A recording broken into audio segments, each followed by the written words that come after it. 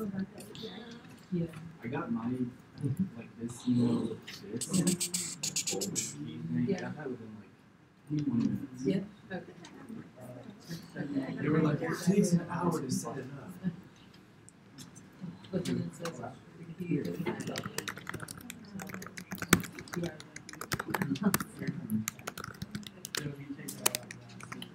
All right, let's go ahead and get started. Good evening, everyone. Good evening. All right, so today, very extremely important lesson. So we are going to look at APIs and AJAX.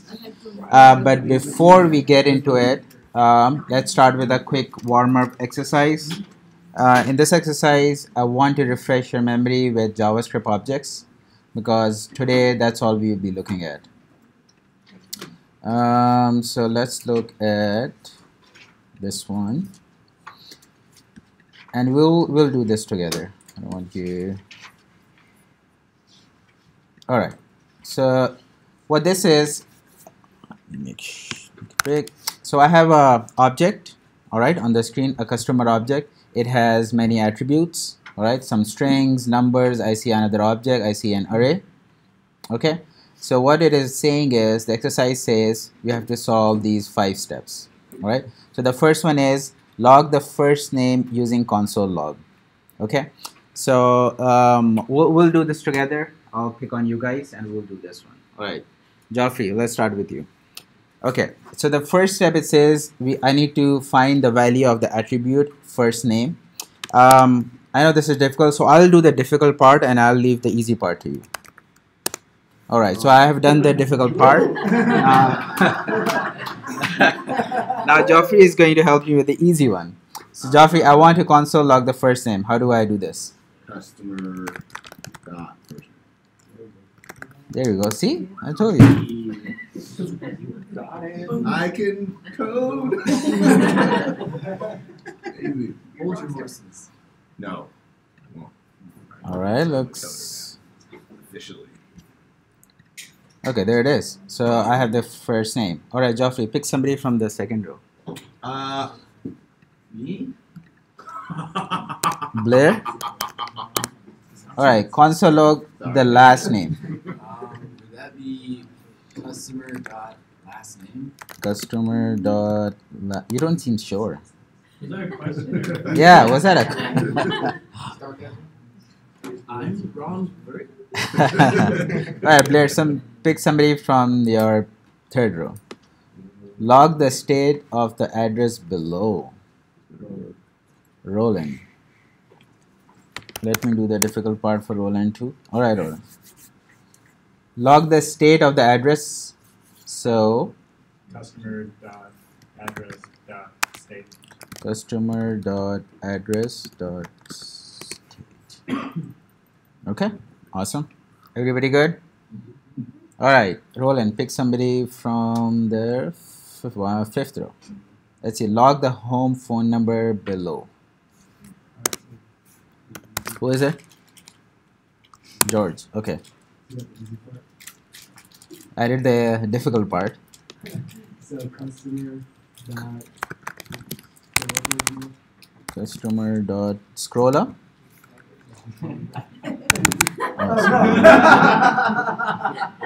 He's like, All right. Customer dot scroll. Dot. Dot phone number dot number. Dot phone. Dot phone number. Dot number. Undefined. Done. Oh.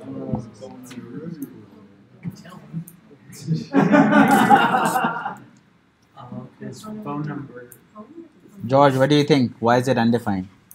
How do I get to the phone number? Okay, so how do I change this? Oh, yeah. That was it. So how do I get to the array? API calls are just a bunch of objects. yeah, JSON. Is it what? Yes, you already put my mind out. You tell me. Is it the first index? What is the array of? Like what is the type of this array?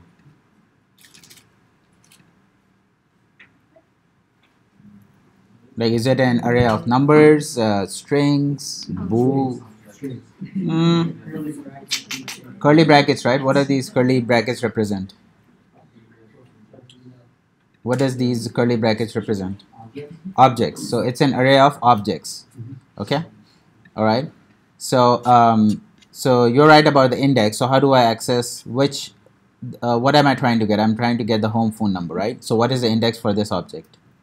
The next for that it's going to be the first index. Right. What? Now give me a number. What's the starting index for an array? Oh, I thought we were trying to get the 212. So you're trying to get the list is type O and that was 0. Right. Yeah. This is what I'm trying to get, and this is the first index. The whole object is the index of this array.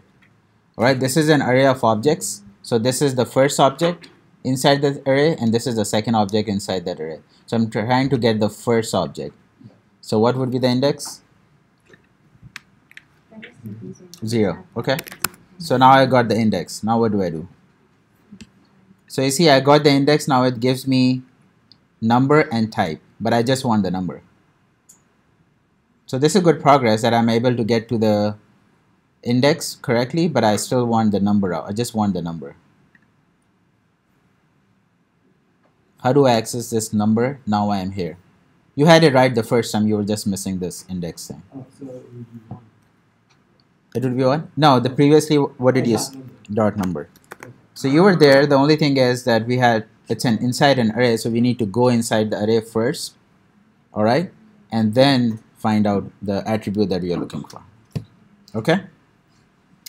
Anybody else any confusion in That this? cleared a lot of things up. Yeah, that really did. Because I'm like, Okay. you see that so much, and you're like, why is it? There's dot, 0. What are you doing? And now Okay. I'm like, oh, okay, that made a lot of sense. Yeah, we'll be using this a lot. That's why I want to make sure everybody gets it. Any questions on this?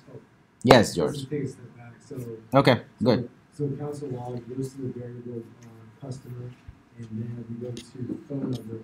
Mhm. And because there's 2 objects, we have actually there's 2 objects. We put the first index in the array, so it's 0. Right, there are 2 objects, but the reason we are calling it is because this is an array. That's the first reason. And now the first thing, I don't have to worry about the objects first. The first thing is, how am I able to access this attribute? This is the only way I can access it with indexes. Why? Because this is an array. All right. Now, if this is an array, I have 2 objects inside it. Right? It could be a string. It could be number. It doesn't matter. But what I need is, now I'm trying to get to this attribute, and this attribute is in the first index, which is 0. So that's why I have 0 over here. Once I do 0, you saw what the console log was. If I just do the 0, it gives me this whole object. Okay, now I have the object. Now within this object, I need to access this number. So that's why, as you said correctly, I do dot number.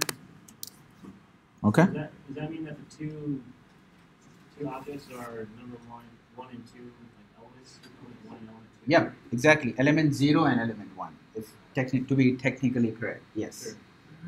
Yep, element 0 and element. So I want to get the fax number. What would I have to do? I just change it to 1. So it gives me the fax number. The number attribute is the same. The type is also the same. I don't have to change anything. All right, just the index, and now I get the fax number. So you see that a lot because in some of the more complex things, Yes. because there's a lot of arrays that Right. have a bunch of objects in Yes. it. And yeah, now I didn't get that before. It didn't really make sense, but Oops. it seems that's they usually do it like that. Yeah. What is it, Randy? Can you just console log the customer? Not even, Just the customer? Yeah. What is it going to output if I just console log customer? well, I mean, get rid of phone number and number. Yeah. So if I do this, what do you think is going to happen? Yeah, everything. It will just output the whole object. Yeah, it outputs the whole thing. Okay. All right. Last one. George, somebody from behind. Who is it? Troy? What do you think? Oh, it's just Jay. Right, Jay. Go ahead. Maybe customer dot phone number array 1 dot number. one dot number. Excellent. Is All that right. how you would call that property in a function? Like a, What do I call it? say, because that's the console.log is a method, right? Console log is a what? Sorry. It's a method or it's Yeah, this yeah. is a function. function, right? So that's the same way you would technically call, say, with the array dot whatever. The same way we would actually call it when we were utilizing within our code, right? Oh yeah. Console log has nothing to do with this. The only reason I'm using console log so I can actually see something. But yeah, if you are let's suppose you want to assign it to a variable, you will do the exact same thing. Var home phone number. So I would do the exact same thing. Yeah, console log has nothing to do with it. It's just so that we can visualize it. Yep. So this is what you would do. Okay. All right. Everybody cool? Move on. All right. So before we get into more details, first of all, I'm going to Slack this extension out. It's called JSON Formatter. Please go ahead and install that. What this extension allows is, and we'll see what the benefit of this is. Basically, if you have some JSON on your browser, it will kind of format it. It will kind of print it out nicely. All right, that's what this extension does.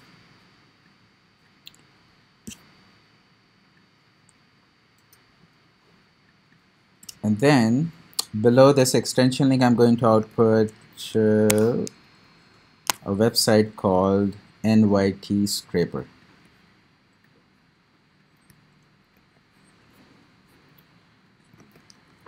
Take a look at this application. It's kind of iffy right now, so we'll have to kind of keep refreshing. On the top, you will see a scrape button, so you'll have to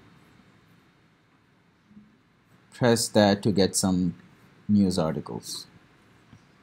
Okay, if nothing shows up, just do a scrape articles. Take a look at this website. This is a custom build. I think somebody from the previous classes, somebody has made this. It's like a custom one.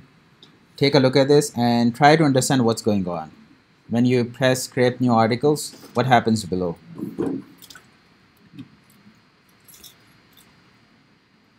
It's adding. It's adding what? Adding a new article. New article. Reaching to the API from there, and it's pulling over. Oh man, boy, stole my thunder. Yes. All right. So I'm going to send another link below it, which is the API link. So look at the second one, the API headlines ones, and then look at the website. You know, I try to see the data that you see over here versus the data that you see over here. What is it? Yeah, you can do scrape new articles. This should refresh and bring you at least some new articles over here. And then compare the data that you see over here and in the second link that I sent you, which is an API. Okay. Try to compare what's going on.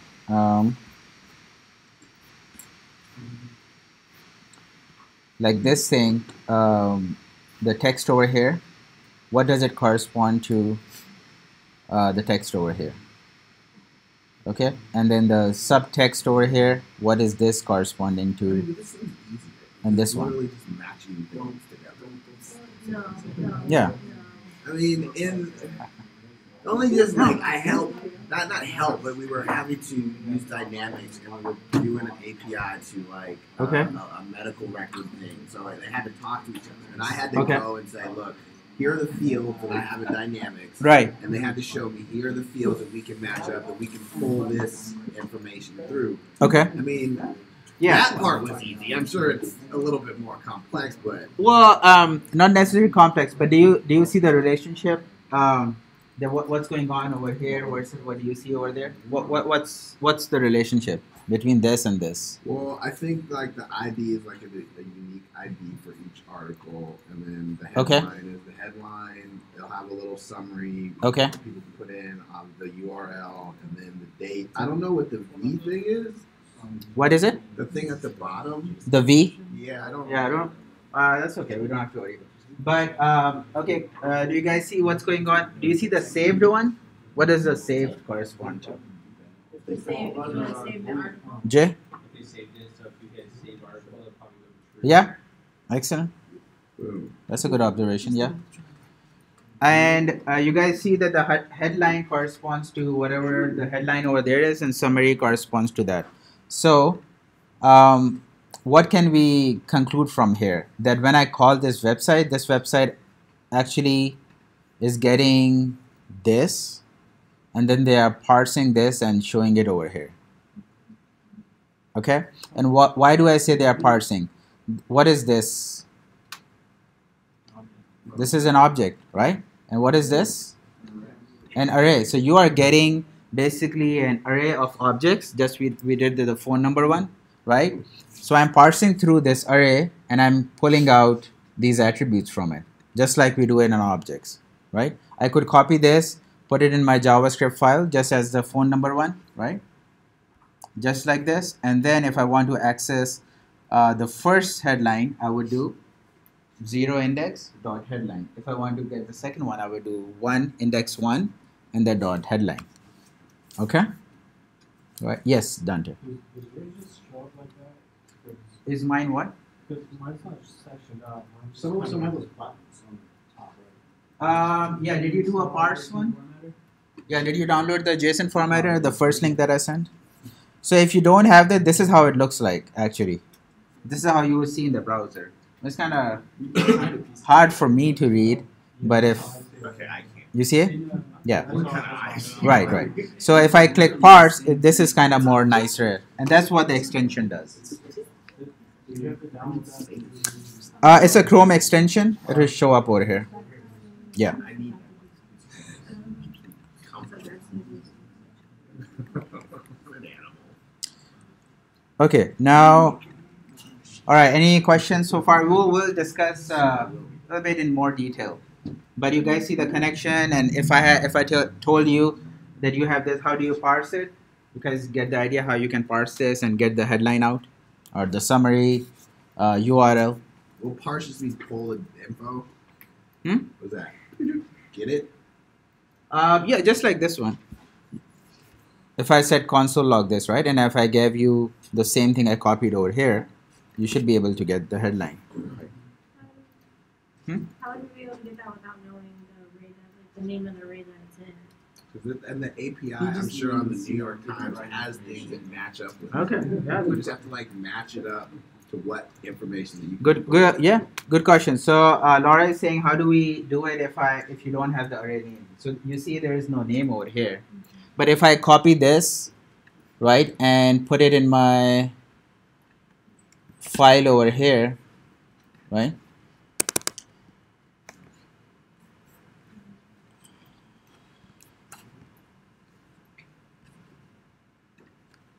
I have to give it a name.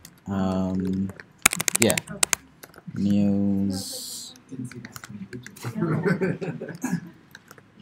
Okay. So if I'm putting it over here, then I have to give it a name. Yes.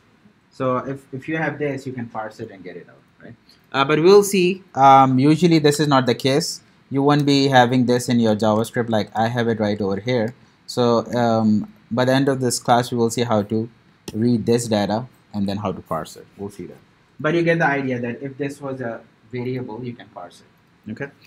All right. Let's do the next thing. So this brings us to an API. All right. So I select out a few questions. What is an API? What does API stand for? What are some examples of APIs? Okay. And what do these specific APIs allow you as a developer to do? Just take like few minutes. Google these questions, talk among yourselves, and then we'll kick off the lecture part, and then we'll look into APIs and all that stuff. Okay? I just know that it's how variables, that's all. And most of the major, if they produce content, they have an API of some sort, because that's how most. Yeah, everything has some pushing this the doctor, you know. You know what?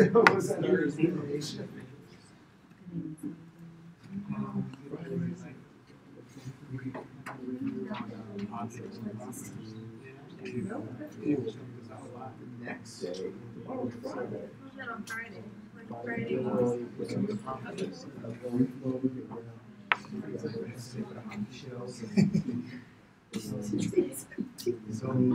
Feel a little thing. A lot more stronger than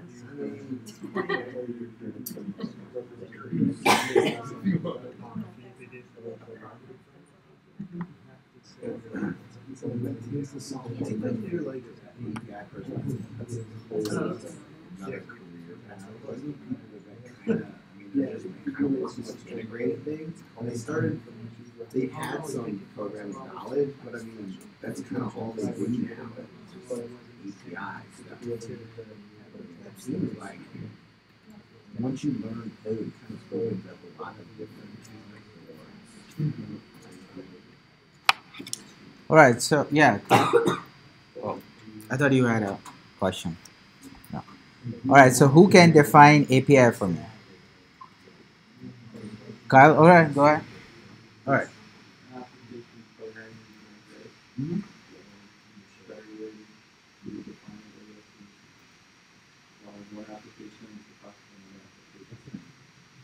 Okay, you guys hear that? So API, Kyle is saying, is a way where two applications can communicate. Okay, and that is exactly what an API is. Okay, so technically, this is the definition of API. It's an interface. Okay, it's an interface that allows you to talk to some other application. All right. So this is an API. Okay, and this is what this will do is this will allow you to talk to some other application. All right. For example, jQuery. Can we say jQuery is an API? Because it allows us to talk to some JavaScript code, right? So jQuery is also an API. Now, you are so by this definition, what is an API? It's just a bunch of functions and methods and attributes, right? This is all jQuery has, but you have to call jQuery, and jQuery kind of deals with all the stuff.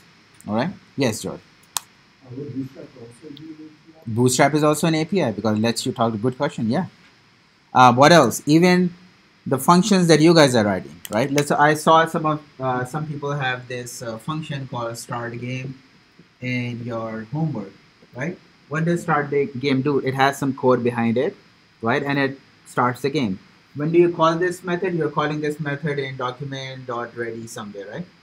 So for document.ready, is start game an API? Yeah, it's an API because document.ready has some code. It just knows that I need to call this. I don't know what's going on behind the scene. To me, this should start the game. So this is an API too for document.ready.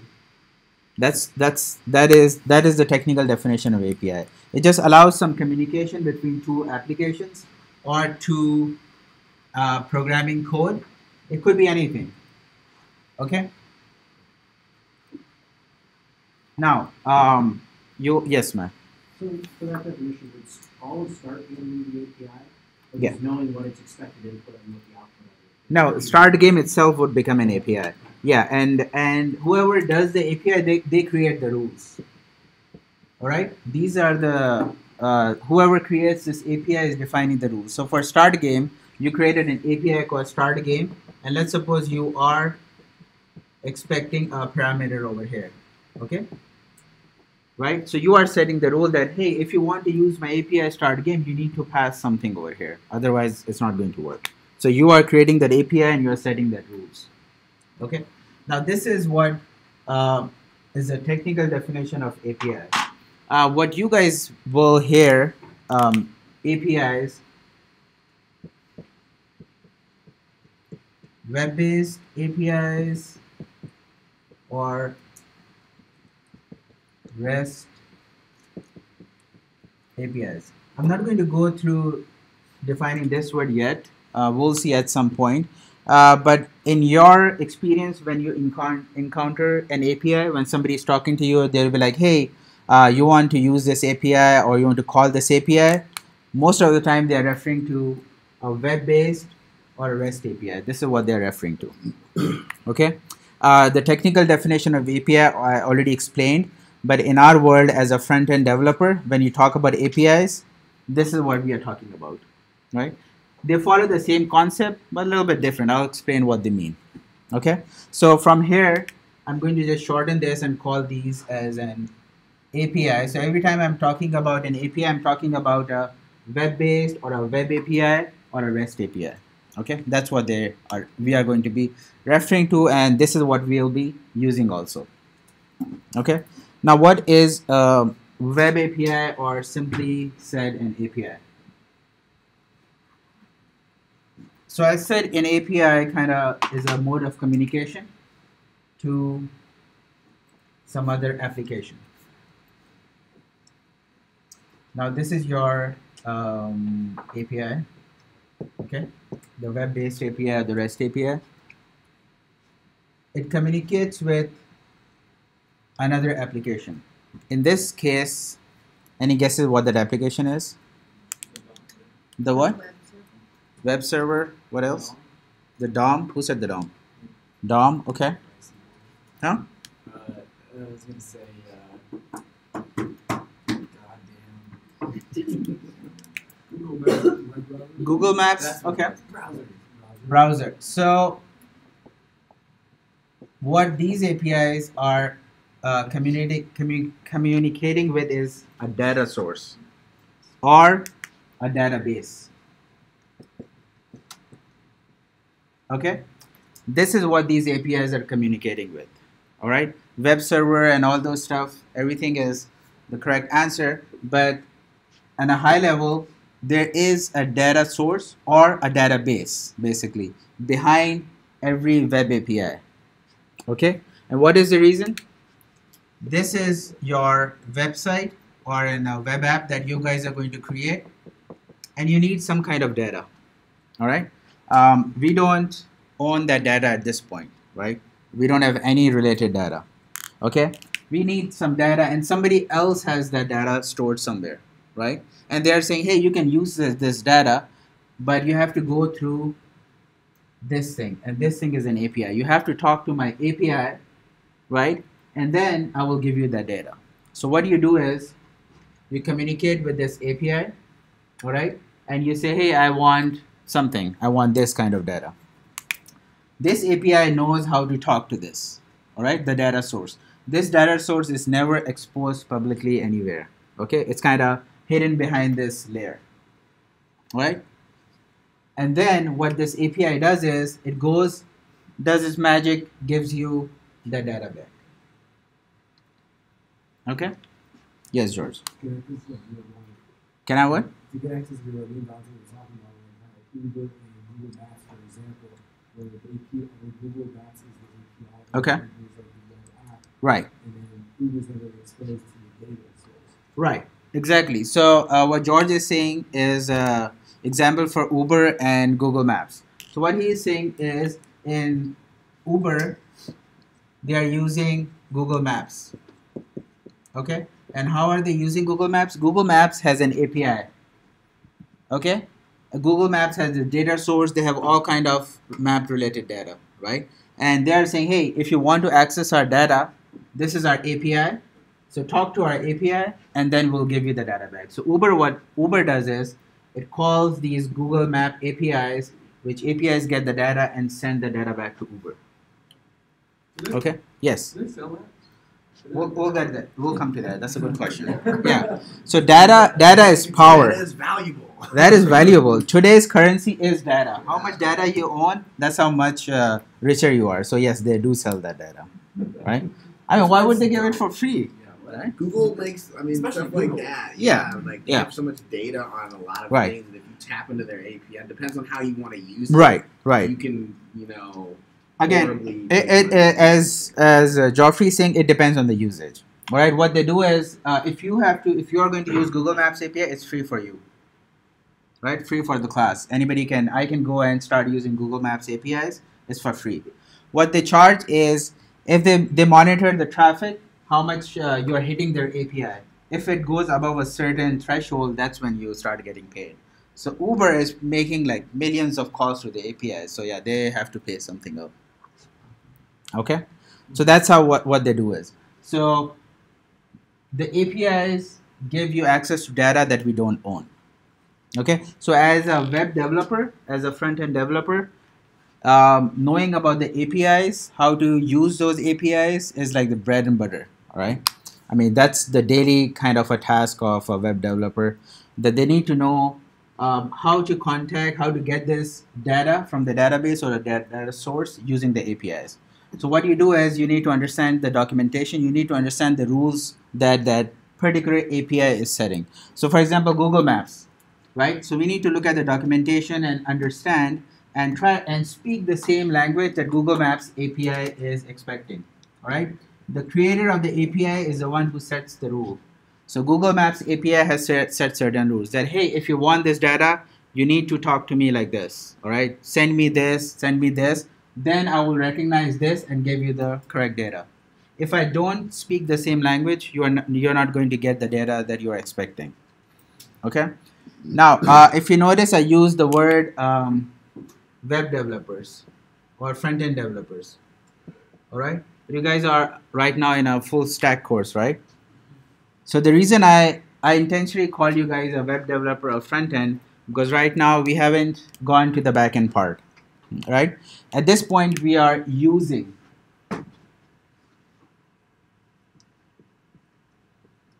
APIs that somebody else has created.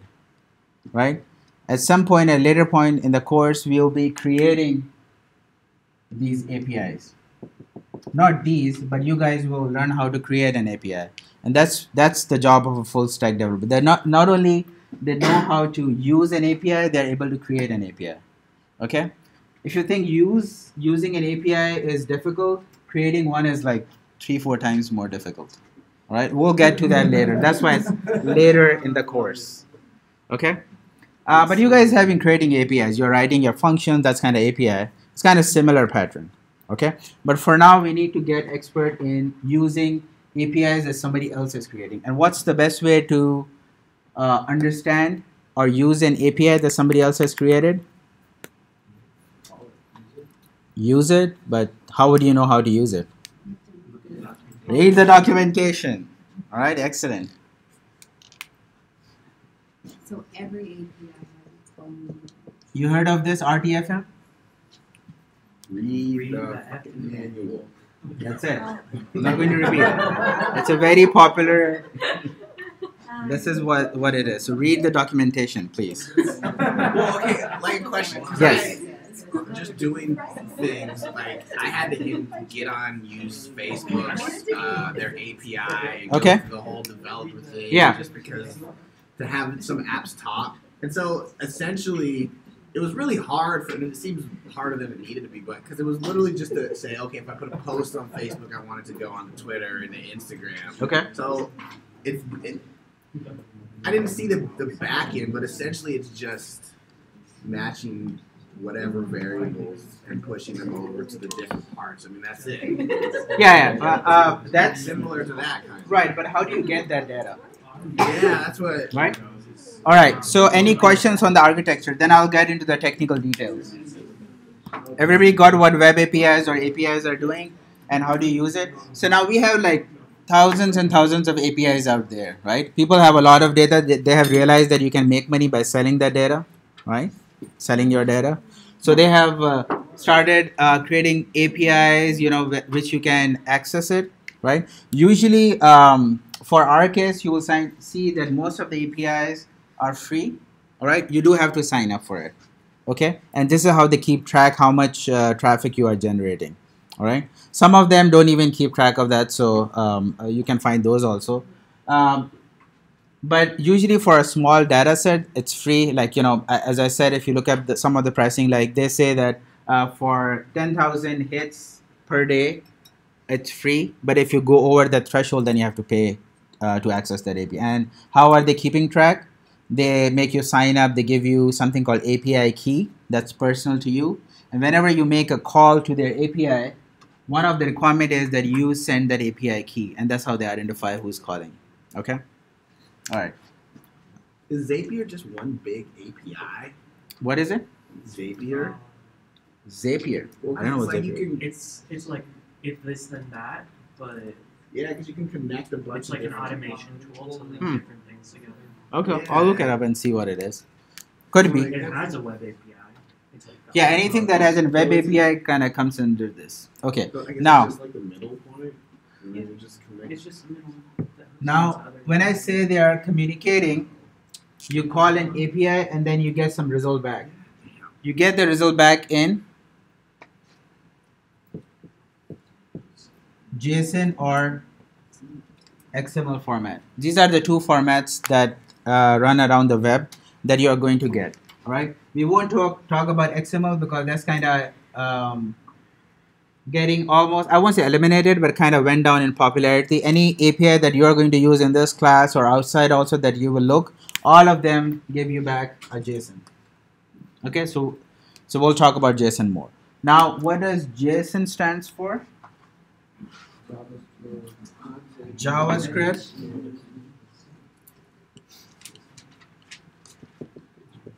Object Notation. Okay, in other words, it's just a JavaScript object that we just saw. All right, that's all it is. You see this over here on the screen? This is JSON. All right, now the pronunciation is JSON. I have researched it over the years, and that's how you pronounce. But you will see people calling it JSON. All right, people call it. But I have researched the right pronunciation is JSON. All right, so I'm going to do it. You say GIF. Huh? You also say GIF or GIF. I say GIF. That's correct. My roommate says Jason. You're correct. Yeah, I've heard a lot of people say JSON. I used to say it, then I researched. I was like, well, now this is how you say it. So I'm like, okay, It's fine. got years of research. I just don't like calling it somebody's name. I know. Hey. Hey, yeah, this JSON is corrupted. What? All right, so this is the mode of communication. You call an API, and they return you the data in JSON format. Okay. Now, these are what are these? These are web APIs. So where do they live? They live on the web, right? www. That's where they live. All right. So how do you call this API? By going online and just typing the address. www something API, right? So you see on the NYT this app, you see the /API/headlines. All right. This is basically a URL. So to access any API, you just need to know the URL, and that URL is going to return you this JSON. All right. You get this JSON in your program, and then you parse it and extract the data out of it. Okay, and we'll see how do we do it in our jQuery code. Oh, that's vague. Okay. Now, did you guys look at the Rapid API? Okay. Any interesting ones that you guys found? Ooh. ESPN alternatives. All right. If not, I'm going to post this link. Please go ahead and take a look at this one. Look at some APIs and see what kind of data that they are returning. Here's another one that I have found. So the Rapid API, some of them are kind of hit and miss. Some of them don't work for some reason. But I found, I'm going to post this link also. This is also a link that has access to public APIs. What public API means is that you can access it. You might just need to sign up for a API key. So this one has a lot of APIs over here. There's an interesting one that I found also. There's a Pokemon API. Yeah, that's a fun one. Is that what you? That's what I used For the game? for my opinion. But what is it from? It's from the internet, bro. This is the Pokemon API. Yeah, so if you try it, it will give you all the data related to Pokemon. There's a Marvel API also. Of course, there's a Harry Potter API. There's a There's Star Harry Wars Potter? API. Yeah, There's there you go. Pretty much whatever. You Yeah. want. If you think it, it's only possible. So there's a NASA API. They kind of send their schedules. That was kind of nice one. There's a weather API. You can use the weather. We will see in exercise also. You can get the weather data for it. A lot of websites use that API. Okay, there's a movie API that we will do the exercise on. OMDB. Take a look at that one too. Which one is it? Oh, it's not the next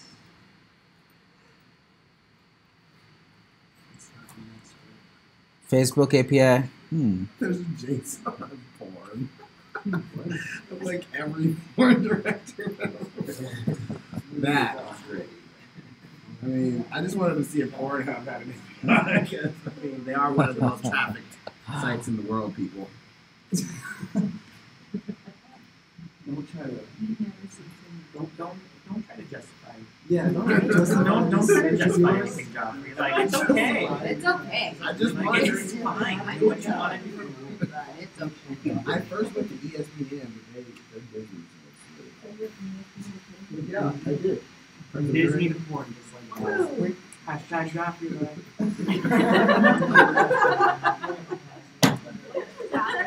Damn, that was good. I feel like that should be a t-shirt. I like it. That's a good t-shirt.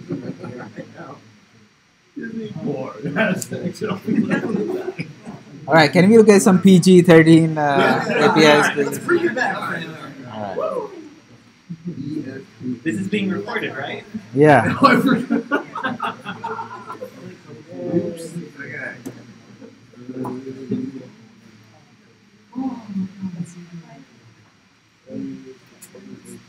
Oh, this is a nice one too. It gives you, if you type in a number, it tells you relevance of that number. Oh, this one doesn't have anything. Let's see. Get a date fact. Month.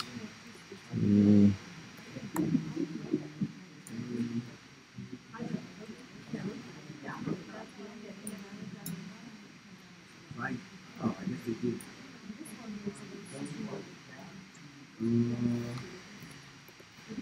Oh, they do. They have like an API of all the fantasy football players. This is humongous. Yeah. Why is EJ Manuel still on this?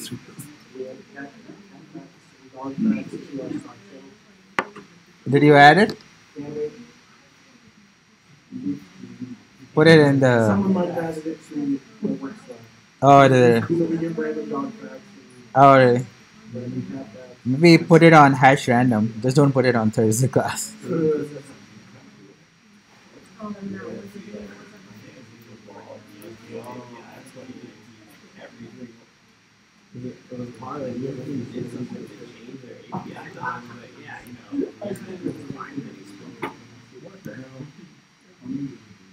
All right. Anybody else found any other interesting one?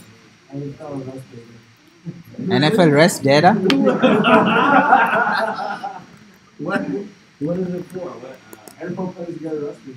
Like, seriously? Oh, arrest data. Yeah, arrested. And it's an API? Yeah, top. What? Oh, that's a nice one. Jokes API. Oh, yeah? Yeah. From knock times to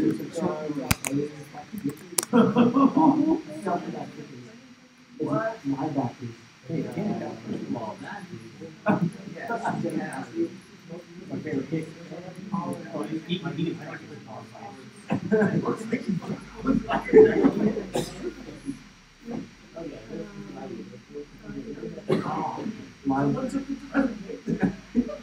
Linebackers are the most invested position in the NFL. Never trust a linebacker. That's his corners.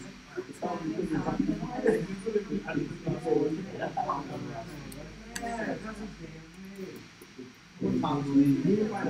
Top players. The best players. They can find NFL. All right, you guys are having too much fun. I need to start throwing some code. All right. Jason. Yeah. All right.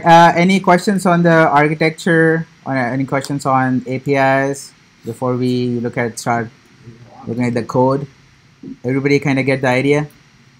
Okay. So in your project also the expectation is to use I think 1 or 2 APIs. So you guys, this is the database of APIs. You can kind of look it up and see what kind of appeals to you and then come up with a project idea. So NFL arrest record if that's what you like. So if there's one project. Yeah. Oh, you have to sign up for it? Yeah, sign up to see the top tiers, but Oh. the rest of the projects. Oh, yeah. So you have to sign for most of them. Just know that you will have to sign up.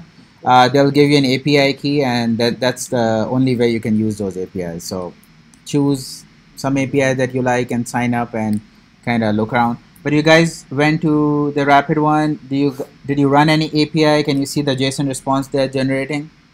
Did everybody do that? Kind of get the idea what's going on? Yes.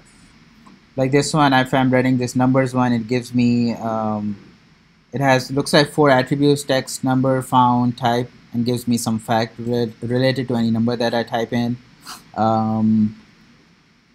They have a date fact also. So you put in some date, it tells you what's the relevance of that date. Well, this one doesn't have anything. What did I do? Huh? So I click the test endpoint. So any API that you have, look at that API and then run the test endpoint, and that should give you some data related to it. There's a cat facts API too. Yeah, there's a Chuck Norris one. I saw that. Yeah. So keep the links that I posted. Keep bookmark them or copy them, because those are some of the APIs. It's kind of like a database of APIs that you can look into for in the future when you're trying to do something. So this is a good way to get the access to some of the data that we don't own. Okay. I think I even saw Amazon has an API. I don't know what information they are giving. I saw that. More popular ones are Facebook APIs. A lot of people use it in their websites for the comments and everything. But they're kind of becoming more stricter and stricter. They have banned a lot of apps now. Yeah. Right. A lot of students that I've seen use the Spotify API. It's a little bit difficult to use because they have a lot of security around it, and it's just not like they will give you an API key and you start using Spotify. I think they expect a lot more secure connections, so they make you go through some hoops. But people have figured it out. Nick has used it, and he is like the master of Spotify API. So if you want any information, yeah, talk to Nick. Yeah, he has helped a lot of people. Well, so if anybody does want to use the Spotify API come like project time, I'd be happy to help you. You guys get stuff.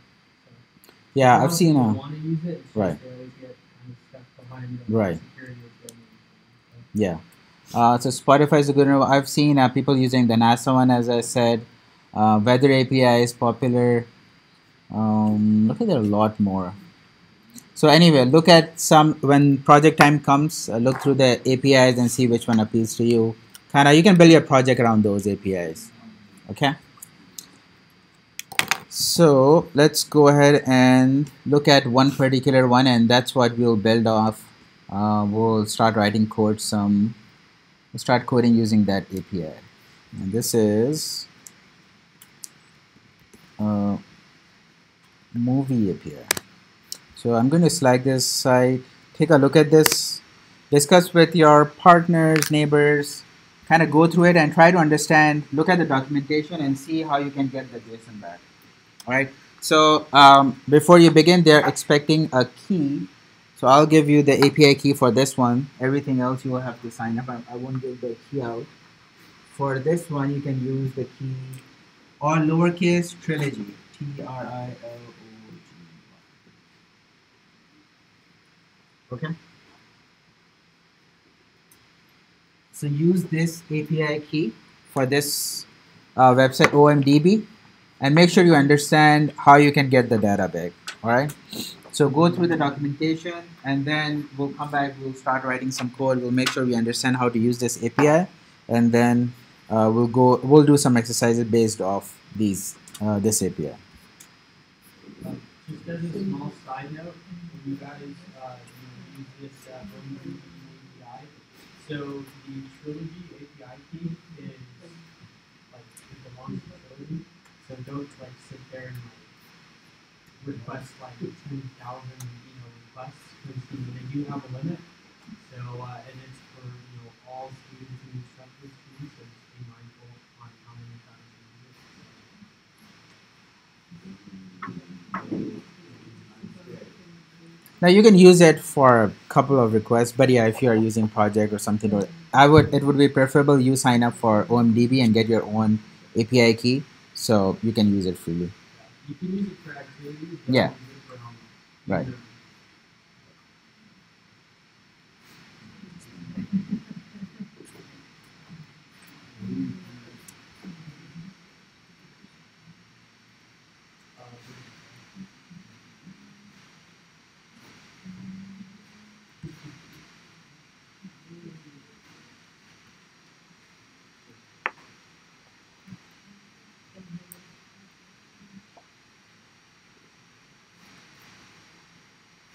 So let's do this until 7:30, then we'll take a 15-minute break. We'll start back on 7:45.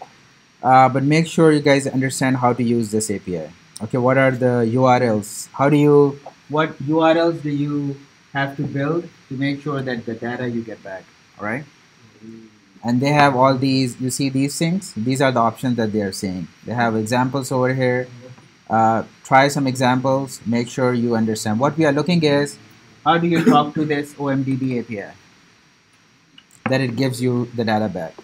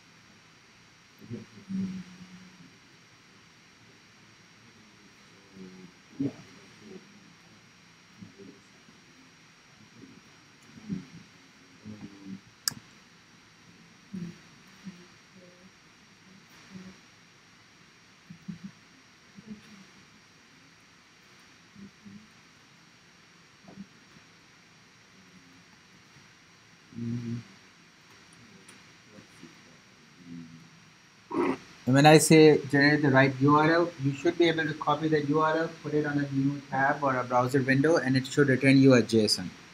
All right? Yes. Is that what we're supposed to get then? Saying no API key response? No, you are supposed to get the right response. Yeah. So you see, what I did, I had a URL, but I'm not talking the same language as the API, so it kind of rejected me. It said, and it gave me an error that no API key provided, so I did not provide an API key. So I'm trying to talk to this API, but not the same language, so it kind of rejected, and it didn't give anything.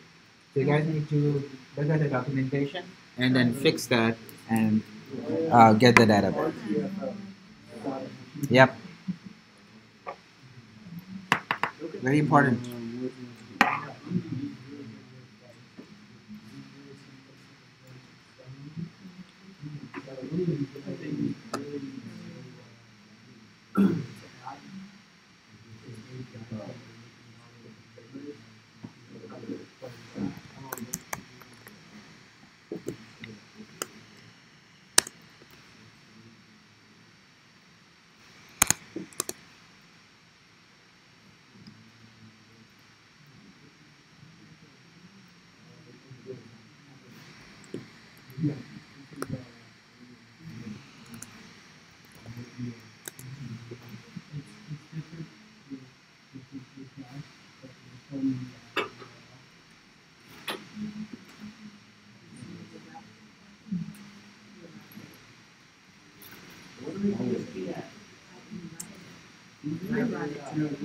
What? Did you read it, the documentation?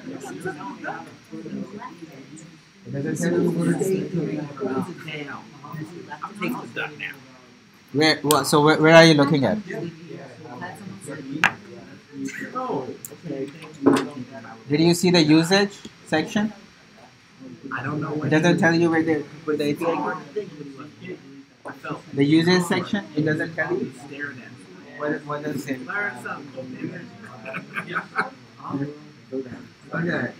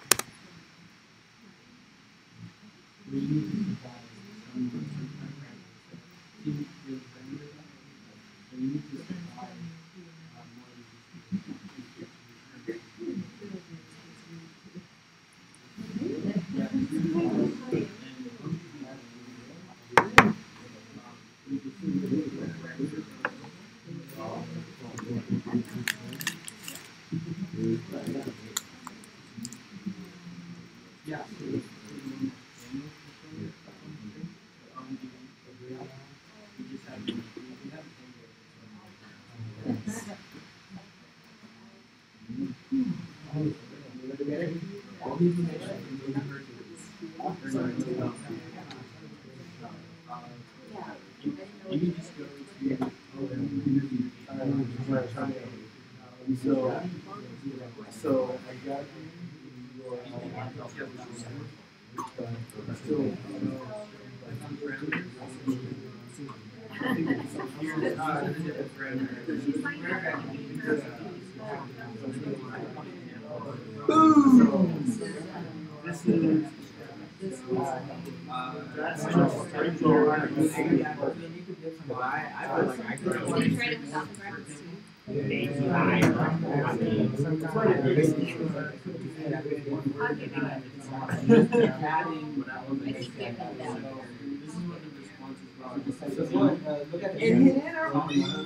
Well, when you did that, I gave you the error. Oh. so you have to aggregate parameters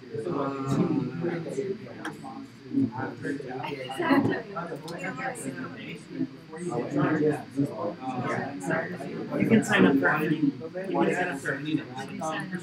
I did. Okay, yes. Yeah. They're, You it's go like, API key, yeah, they were bring, saying like, and then you put in your email, your Yeah. first name, and your subscription, but you're limited to 1,000. That's what we're trying to figure out. How to do this. I want to that's the same.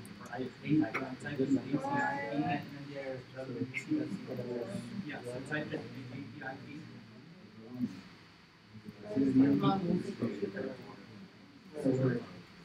So this would be. So if you didn't include this,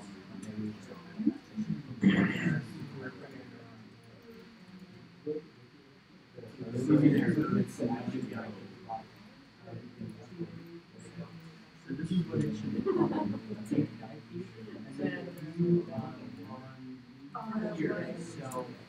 And then on here, so so you can see the link folds, right? So it keeps adding extra parameters. Do you have a question? yes.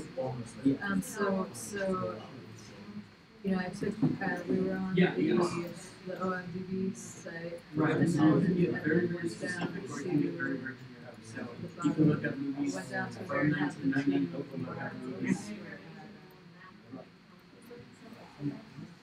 Going down to there. Yeah. And then found that link, put it in, Yeah. and got the message. Right. And then I just tried to get API key.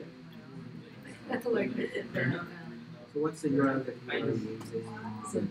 So that so there's my API So key you and know then this is No brackets. so then I just have to Just replaces the trilogy. replace that. So no, so no brackets Okay. in the URI.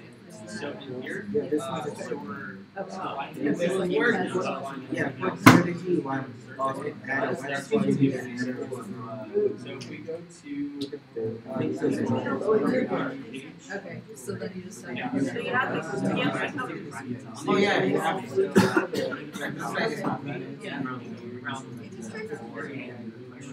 She has a different data on the base You don't need to and do an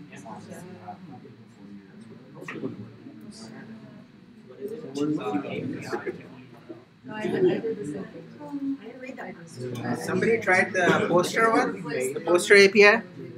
I think you need to be a patron for that. Oh, okay. That's what. I think that's what it's set up top. So, poster API, the poster API is only So Matt, you have to be a patron to. I just wanted to find You can become a patron. How much are they asking? Is it a paid patron? I'm pretty sure that's what it is. Yeah. It's a yeah. And then in this case, $5 per month. $5 per month, Matt. $1 a month will not get you. Oh, that's funny that they're charging for the poster. Why is it starting? Well, if you just do the regular, Yeah, it should have a if you URL, do the right? regular one, it's got a link to the poster right there. Yeah. It's like the movie that I put in. Does it open the poster? So you, Oh, there you Takes go. you to that. So Yeah. I guess a HD, like a nicer, bigger poster, maybe. maybe. looks good to me. Bree, did you get it working?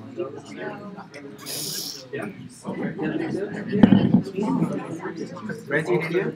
Well, The poster one will not work. You have to For the data request, and then you speak the brackets up and Reggie, did you get it working? all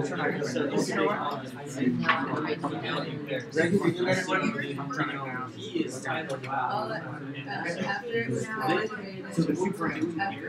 This is giving you a Look at the example. there's a session from the server to your machine. And then once you have the data, it's Yeah. Saw the example. Yeah. So that's what I did. So Yes. I copied the well, this is a Jason. So you have to add this API key, okay? And then this is your URL. Just add API key at the end. That's what you did. That's all. So it was I mean, yeah, it was like, so yeah, just like trial and error. You know, yes, if you look at the documentation request, the server's processing that request, and then scroll down and it says, Well, I changed it. makes sense? And I try the regular one.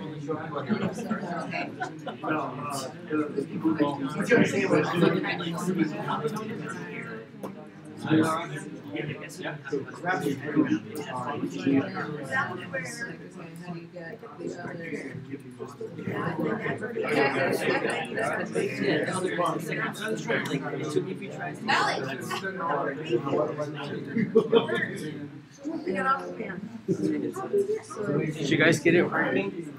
That just is on the Guardians of the Galaxy. Did you try changing the title or anything? So again, look at this. And over here, yeah, over here, just over here. That's it. Remove the square Yorkie and just put trilogy. Two thumbs up. I like it. That's all you need. Are you? Oh, yeah. Alright, go to Spotify docs. So there's different Spotify APIs. There's one that you will be able to use. It's actually part of one of your assignments that we will use once we get to Node.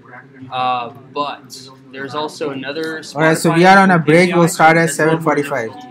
Okay? Oh, it's not feel that on the email. You're stupid. Thankfully, I have this kind of soaks over. So does this whole URL make sense? So each parameter you add, it's just ampersand key value, ampersand key value, right?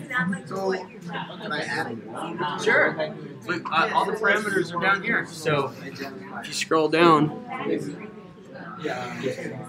Well, if you wanted to add additional, you just have to add an ampersand. Yeah, that's how you add an extra parameter. So the URL, so anything after the question mark, so these are what's called query string parameters. So essentially, these are all the different parameters that you're allowed to pass in the URL.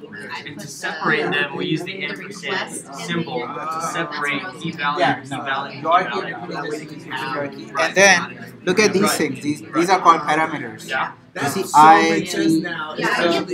So if you Google search stuff or if you go to different websites, you'll see. Yeah. So now go ahead and change your URL and put in different things to see what these mean. Yeah. Try the.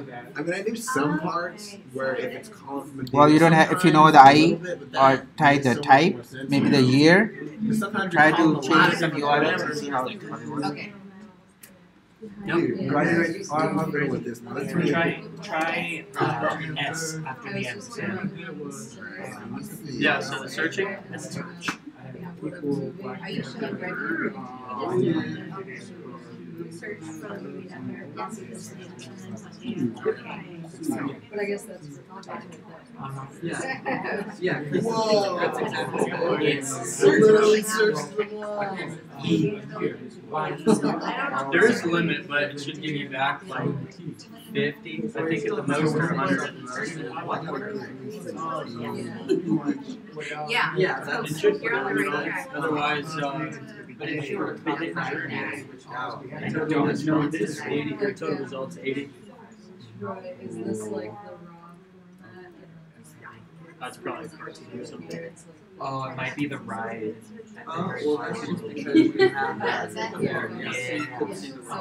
That's really cool. Oh yeah. You see that? I mean, that's everywhere. It's just the internet. Yeah. There's a bunch of things. The interwebs. Yeah, man. And this is just the beginning. So It's just a whole bunch of tubes. Yeah. So Information gets shown. So this is why Mario is actually so wealthy, because he's a plumber, but he doesn't do water pipes. He does internet pipes. He's existed. Okay, it's all about the inner tubes. I had a plumber come to my house, and he was like, "I used to be an accountant, but I quit my job to be a plumber because I got paid more." I was like, What? something didn't sound Yeah, right. that's not right. Yeah. So yeah, let's just say he got fired real quick. It used to be an accountant, but now I'm a plumber. Right now, just if you get. Apparently, you can make like 60 grand a year being a plumber, which I don't believe that's the case. You Well, actually, I know. you actually can, like for a plumber, Like for a big electrician. company though, not your own company, really? Yeah, for a big company or your own company, yeah. Because so I work in Carvana, so I do underwriting, so I have to do like employment verification and verification. So I actually just today had a guy who worked for the Nestle Pet Care company, and he was working as an electrician. And he claimed $100,000 a year of income, and I was able to verify 80. Wow. So, like, I can confirm As an electrician? As an electrician, yeah. So, like, electrician, plumber, welder, like, those guys can make bank. Yeah, welders specifically. Well, it depends what you weld. Yeah, it depends on Like if you're out there welding railroad tracks, you probably won't make that much money. But if you're if you work for like a good shop, I mean they charge like I don't know $80 or $90 an hour just on labor to do welding of like pretty much anything. So welders get paid pretty good money if you're good. Yeah. That trade you can still make. Right. Well, and see, and the thing is like it's always people always get like what's the word? They get discouraged when they see like the entry level salary because they're like, oh, you know, I've been going to school, I know how to weld now after only like a year. But where you got welders that have been welding for 20 years, and those are the people who make, you know, like pretty good money. Yeah. So. And then you get the one-offs like Jesse James, who could just build you anything out of metal, which is awesome. What's that? Are we comparing welding to coding? Yes. Yeah, pretty much. Yeah. No, going to I think trade school is really important. Because, I mean, not everybody wants to be an engineer. We need people that know how to do, you know, plumbing, electrical work. So. Not everybody can be an accountant. Sometimes we just need a plumber. Dude, I hate accounting. I changed majors in college 3 times. Started off with computer science, ended up doing something else, ended up going to MIS, and then back to, well, I went to software engineering instead of computer science. And then I had to take accounting classes. Oh my god, I fucking hate accounting. Accounting is like, it is the bane of my existence, dude. So I took some accounting classes while I was in high school. Yeah. And our teacher made us do everything like pencil and paper. It's like, Real accounting. Like Real accountants use calculators. No. A real accountant uses software. Yeah, that's true. A real accountant uses QuickBooks or something stupid. Got it? Anytime I think of Is it accounting, working? I think of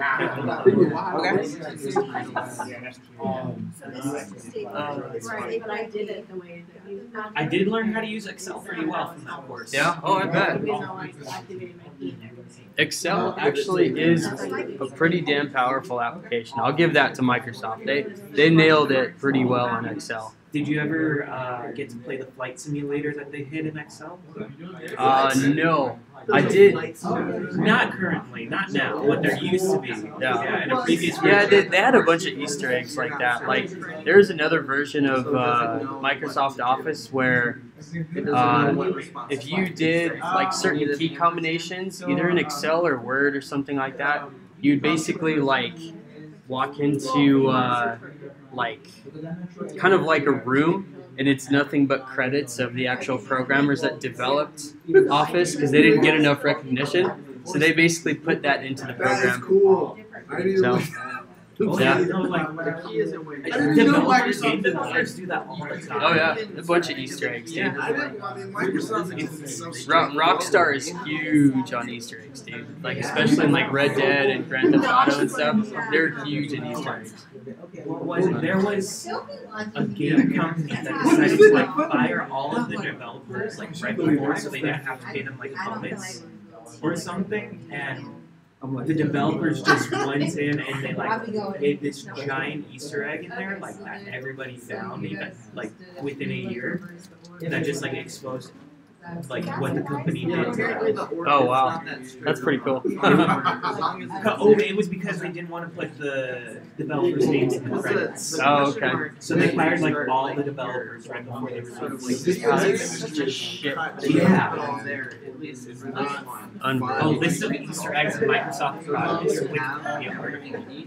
That's a good way to spend my evening. That's funny. I don't even remember the last time I used Microsoft Office. I don't think I've touched it once, dude. I don't even use Outlook. I mean, we have Gmail at work. I use Google Docs. I don't need Office anymore. It does make it easier, especially when you're collaborating with a lot of people. Yeah. Like, all right, I'll do my stuff. Well, plus like everything Microsoft. So Office is now like all cloud-based. That's what they're trying to push and sell. And I mean, you could choose to download it if you want to, but I mean, everything's available through the browser now. So I don't even use it. I just use text editor. Plain text. All right, is everybody back? Still missing a couple of people. It's integrated. So that's correct. It makes me give The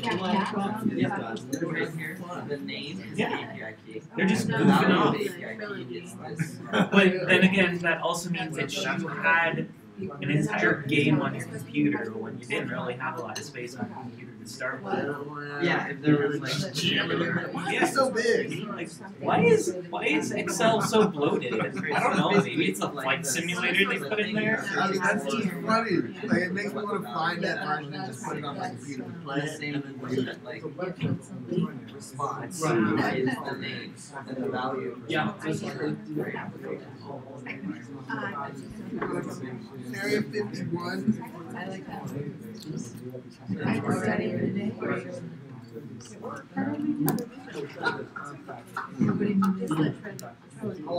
Oh, it's an Excel 97. See, at some point, people might. All right, let's go ahead and get started. All right, so we are going to look at the coding part now. So everybody was able to use this API and kind of open in a new tab or a browser and see the JSON. All right, because this is the exact URL that we are going to use. Okay, everybody good? Oh, I was saying because we are going to use this exact URL in our code now. Because this is the only way you can access this data. Remember this layer? So we are going to now write an application which is going to go and hit this API, get the data back in JSON format. Alright, so I was talking about XML. I quickly saw an interesting thing over here. They have an option here, R, which says you can put XML or JSON and it will return you the data in that format. If you don't use this parameter at all, it just returns you JSON, that what we are seeing. But this is just interesting. So if I put R is equal to XML, it will give you the same data back in an XML format. It's kind of cool. If anybody is interested in learning XML and parsing that. Yeah. All right. So now we have the data. We see how to look at it, and we'll see how to parse it. Now the thing that comes around is how do you access it from your code. So what we are going to do is I'm going to show you how to do it in jQuery. You can do the same thing in JavaScript also. Please note that. Okay. JavaScript is kind of a little bit trickier. You have to write like 5 lines of code to get to that part. So we'll start with the easy one. Because usually when you are calling an API, you are using some helper library like a jQuery. When we go into Node, Node also has built-in these methods. It's kind of easy to use them versus just using vanilla JavaScript. But if anybody is interested, you can Google AJAX calls in JavaScript, and we can discuss the syntax at some point. Right? But I'm going to show you in jQuery. All right. So when you're calling these APIs or anything on the web, what we say is you're going to make an AJAX call. AJAX. All right. What does this stand for? Asynchronous JavaScript and XML. This is what AJAX stand for. Now XML in the name is kind of misleading. When the AJAX XML was a more popular format. That's when this term came out. Now it's still there, but we are seeing that we are kind of shifting towards a newer format that is JSON, but the name is still there. So don't get misled by the name XML over here. It's just because it's just stuck over there, so nobody has changed it. Okay, but when I say an AJAX call, what I mean is from your JavaScript or jQuery code, you're going to make a call to an API and get that data back. All right, that's what an AJAX call means. Okay, now how do we write the code for it? So in jQuery kind of makes it very, very easy. Well, compared to JavaScript, it's not easy, but compared to the JavaScript code, kind of makes it easy. I said it and I was like, I shouldn't say it. All right, so the function in jQuery is called AJAX. That's what they call it. So it's $, yeah, $.ajax. Okay, so $.ajax is a function that you can use to get the JSON data back. Okay. Now please note in the name is asynchronous. All right, everybody. What it means is that this piece of code is not going to block over here. Anything that you have after this is going to probably get executed first. Note that I use the word probably because we have no idea when this AJAX call is going to return with the data. It could be instantaneous. It could take few seconds, few minutes. We have no idea. Okay? But most probably anything that you write below this line is going to get executed first before your call comes back, because the call still takes few seconds, not seconds, like milliseconds, I would say. This line will probably get executed first. We'll see. We'll run this and we'll make sure. Okay, so just to give you a heads up, I already have the template ready. I have jQuery added. I have my JavaScript file so already over there, so I'm just going to add the code that is necessary. Okay, now let's look at this function. So this function takes an object as an parameter.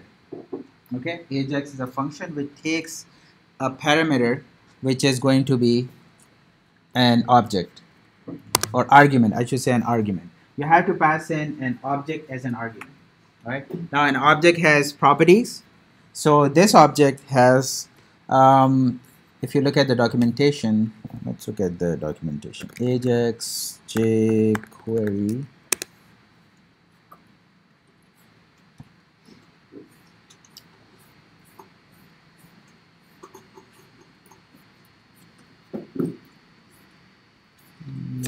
Trying to look at the properties.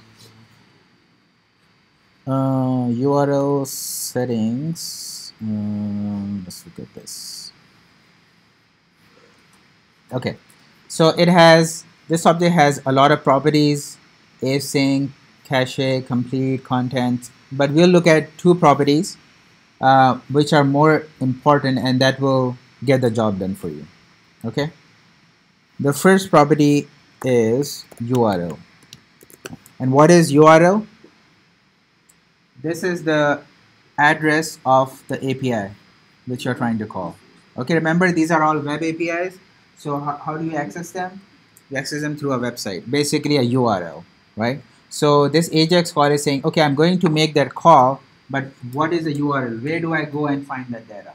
All right, this is going to be my URL. And what is my URL? Exactly this. So I'm going to copy this, just paste it over here. Okay, so whatever you guys were doing, you can do the same thing. Whatever URL you generated, copy that URL and put it over here. Okay, that's the first attribute or the property of this object. The second one that is important is called method. And you pass in get. Alright, so there are four, or actually more than four, but more popular ones are four what we call HTTP methods. Okay, the one that we will be looking at and mostly using is called get.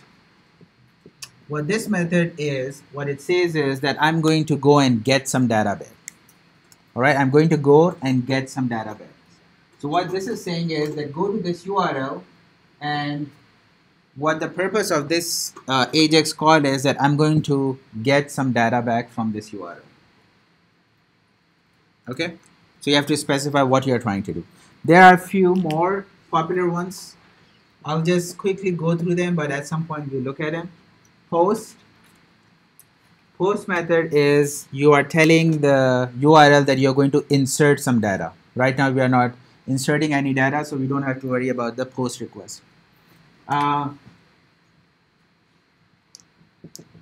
next one is called delete. As the name says, if you specify delete, you are telling this URL that you are trying to delete something. All right, we don't probably have access to do that, so these are kind of irrelevant right now. And the last more popular one is called put. Put means that you're trying to update some record that already exists.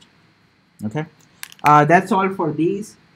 We won't talk more. If you get it, it's fine. We'll come back to these at some point later. But right now, the more important is the get one, right? So we are trying to get some data. We are trying to read. So this OMDB API has a data source, has a database. We are trying to get that data back. Okay? And this should conclude your AJAX call. Okay. Now, what am I missing over here? I said this, right? It goes over here. It should give me a JSON back. But I don't have anything storing that JSON. Okay?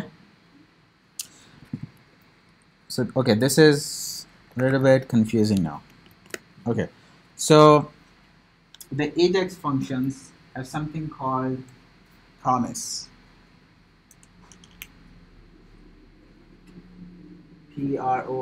Promise. Whenever you make an AJAX call, they are asynchronous, right? They don't wait for this code to be executed. They are going to run over here and try to complete this, right? So what this does is it creates a promise. What promise means is it tells JavaScript that at some point in time, when I'm done, I'm going to come back to this code and then give you the data back. All right? So basically, when you make a call, it gives an object called promise to JavaScript. What it says is you can go ahead and execute the next lines and all that stuff. Whenever I have data back from this URL, I'm going to come back to this point and I'm going to execute everything else after it. Okay, that's what it's called, a promise. Now let's see what happens is, and how do you capture that response? Anything that you write, you call this function then, and anything that you write in then will be executed when this call comes back with the data. Okay? All right, hold on. Let me complete this and I'll come back. It might answer your questions already. Okay, so the then takes an argument, a callback function. That's why callback are really important, because remember the callback concept, that you're not waiting on somebody. When somebody is ready, then you go back and call that function. All right? So since you are passing a function as an argument, this becomes a callback function. And in this function is going to be called when the data from this API returns. It's not going to be called anytime, anywhere, until you get the data back from this. Okay? Now, this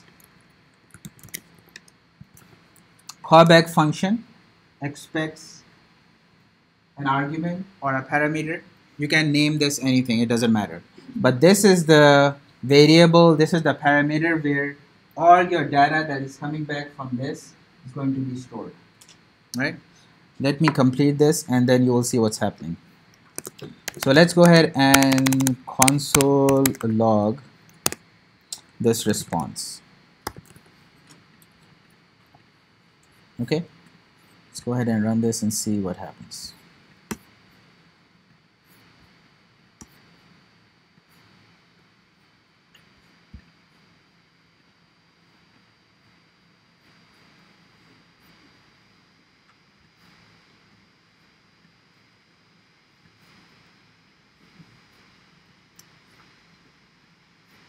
All right, first of all, see this line. This line will probably get executed. What happened over here? What did I say? This is asynchronous. Even though this is written first, it came over here and it said, okay, this is an async call. I'm going to call this URL, but I'm not going to wait on the response. And I'm going to go ahead and execute whatever next is. So that's why this line gets printed first. Okay?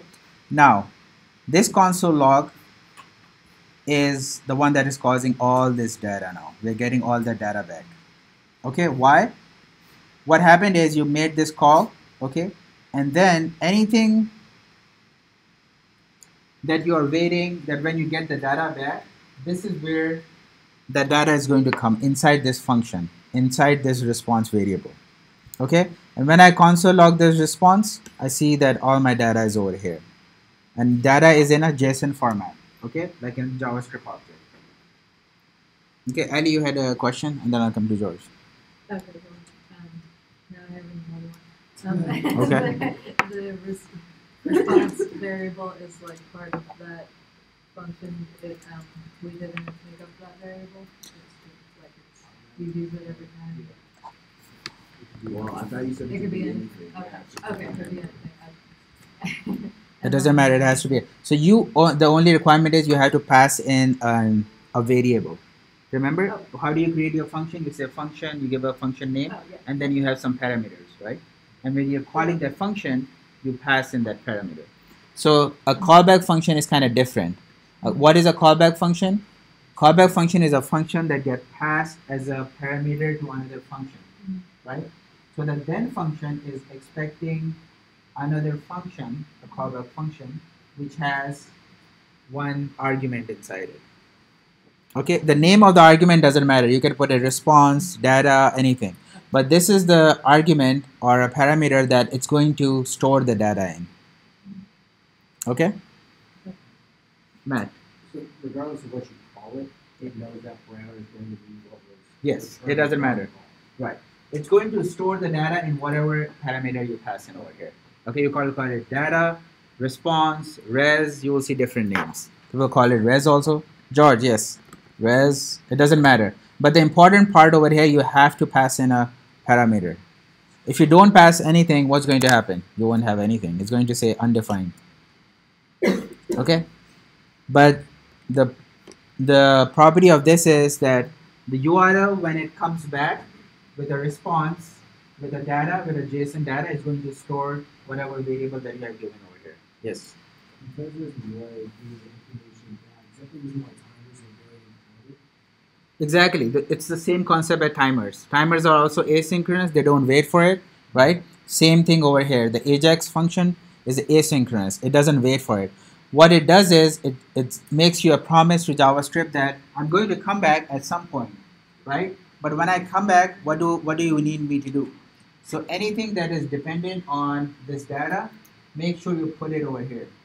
You put it inside this function. Now let's suppose let me call this back as response, right? So now what happens if I console log response over here?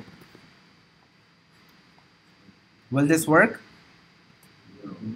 It won't work, right? So any code that you think is dependent on the data that is returned, it should go only inside the then function. All right? You won't be able to access that response otherwise. It's going to give you all kind of errors. And the reason is it's not ready yet. Okay? So any code that is dependent on your AJAX call coming back and giving you something, you put that code over here. It could be updating your HTML page. We'll look at it. Let's suppose you are building a website. You're getting it from this API, right? And you are using jQuery to update the DOM, right? So that it kind of shows up on a table, let's suppose. You're going to put it over here when your data comes back. Yes, Matt? So is the document ready a form of a promise function? Is a form of a what? A promise function? Because you're waiting for something to happen before you.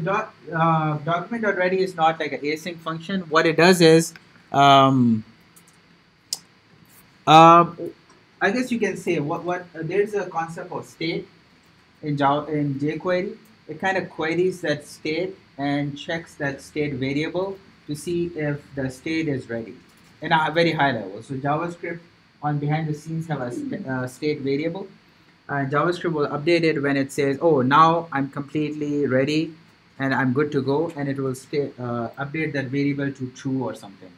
And that's what the jQuery is checking every time and says, oh, when that becomes true, this means this is ready, now I'm going to execute everything.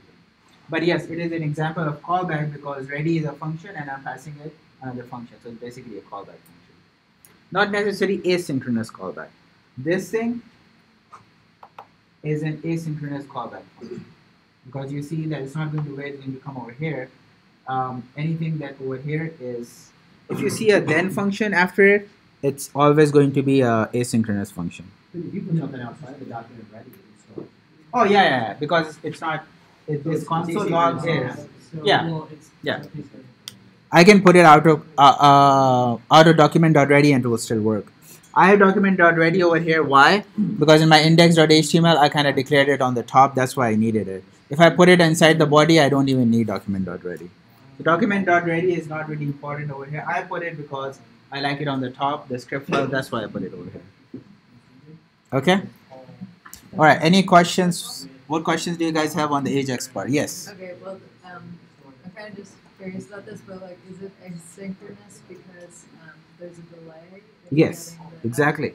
Yeah, good question. So Ali is saying, is it asynchronous because there's a delay? And that is exactly the reason. You cannot hold up your website just because this hasn't come back. Can you depend on this? You cannot. Maybe the internet connection is slow, right? So what will happen is if it is slow, you'll see a spinning wheel over here. Seems like all your browser is frozen up. You don't want that. So what you do is you kind of do this thing and put some code. Maybe you can build your HTML over here, kind of keep updating, kind of show a nice message that, oh, it's still loading or something, right? So it doesn't look like that your browser has frozen up, right? So that's why it's asynchronous, so that it doesn't kind of block over here. Okay. Now don't use this, but there's a property in jQuery you can make this call as synchronous. I shouldn't even tell you that.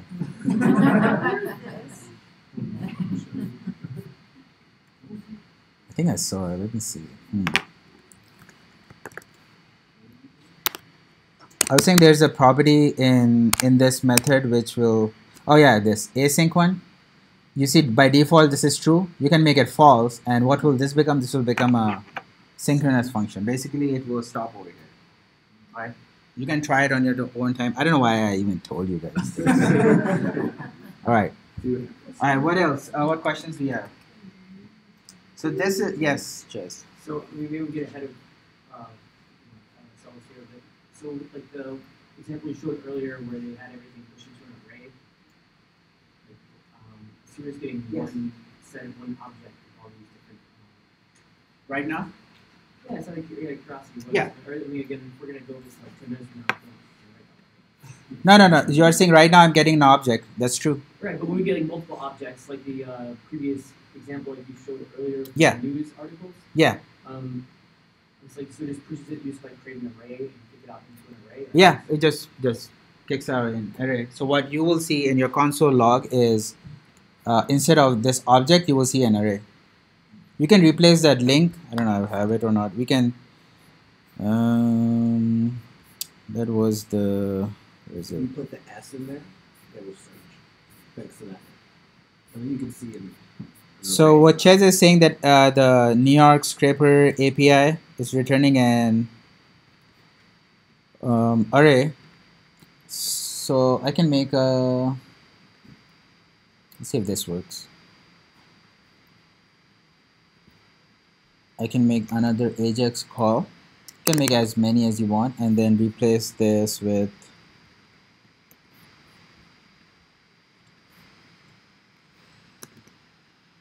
this one. Okay.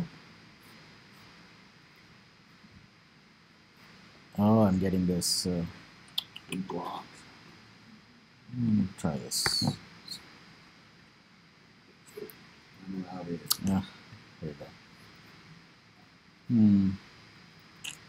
Okay, I have to put some extra parameters. So they have a security thing that if I'm calling this URL from the code, I need to give more secure parameters, and I just can't do with these two things.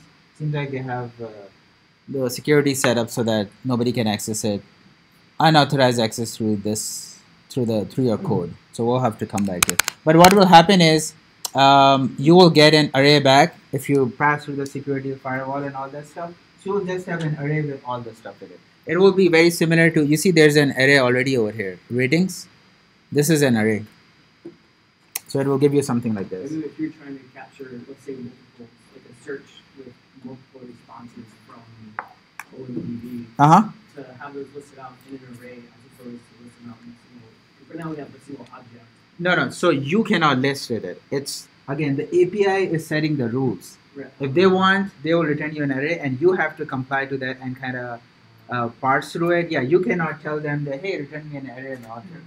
API, well, you can do it when you create your own API, but the API creator has set the rules that if you do this, I'm going to return you an array, or if you do this, I'm going to return you an object. So you have to kind of, that's why the first thing you do is console log and see the response, and then kind of write your code after that.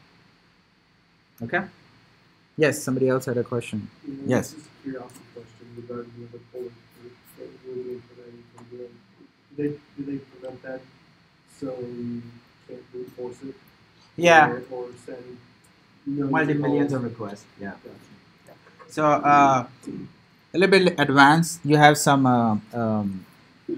in this request. You have like a header section, and you have to specify some more security things so that they want to verify that okay, you are like not the bot that is like continuously hitting on their website.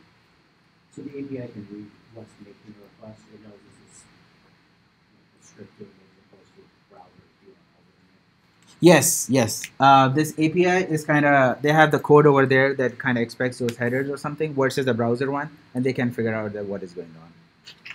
That's why I said creating the API is 3 times more difficult. Yeah, because you have to have a lot of security on the API side.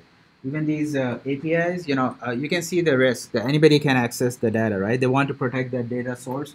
They don't want people sending some malicious data and kind of deleting the whole database.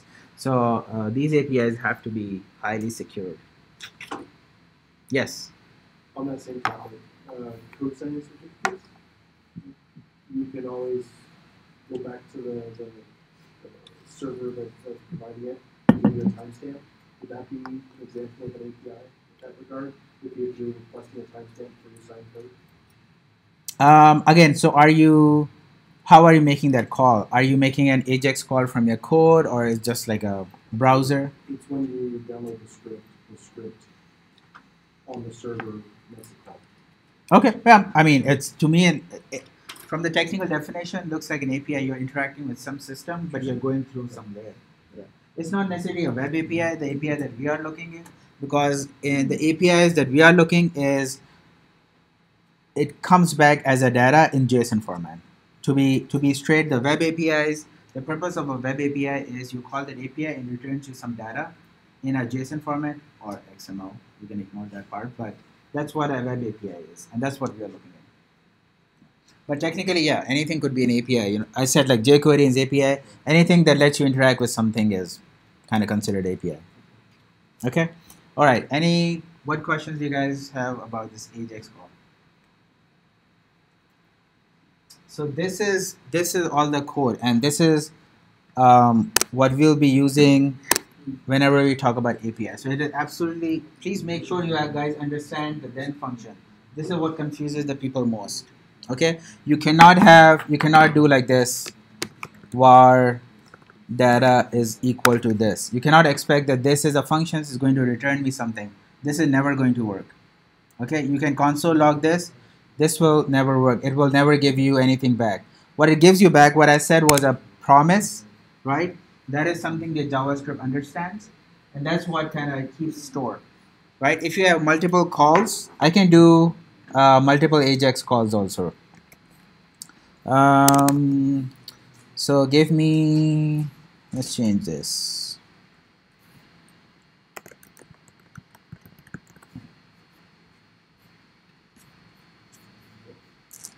Okay. So you see, what am I doing? I'm making multiple calls, but I'm refreshing it. You will see the matrix comes first sometimes. Sometimes the interstellar comes back first. Okay.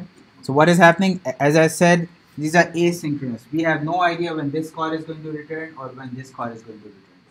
All right.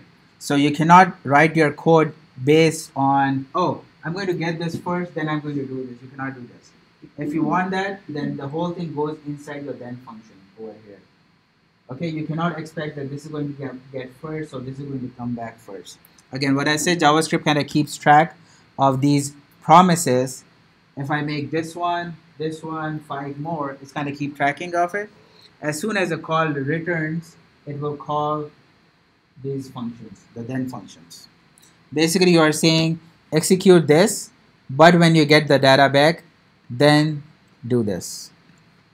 Yes? So if you want a variable, you just set it in the then part equal to. Yeah, totally. Yeah, anything you want, you can do it in the then. So what Matt is saying, you can, let's do movie name. Response, let's look at the response.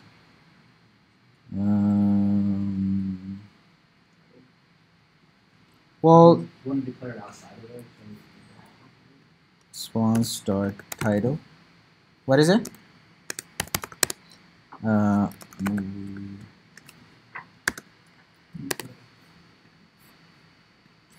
And you see the movie name over here. So you can do this. And this is how you would be doing it. You are going to parse this, right? Looking at the attributes and kind of extract that information out. What was the other thing you said? I was just wondering if you want to declare the variable outside of the Ajax function so you have access to it. Yeah, but again, what's the problem if I declare it over here? You can do it, but is there a guarantee that this, can you use it? You still have to do a console log over here. Can I do a console log here and expect that this will work?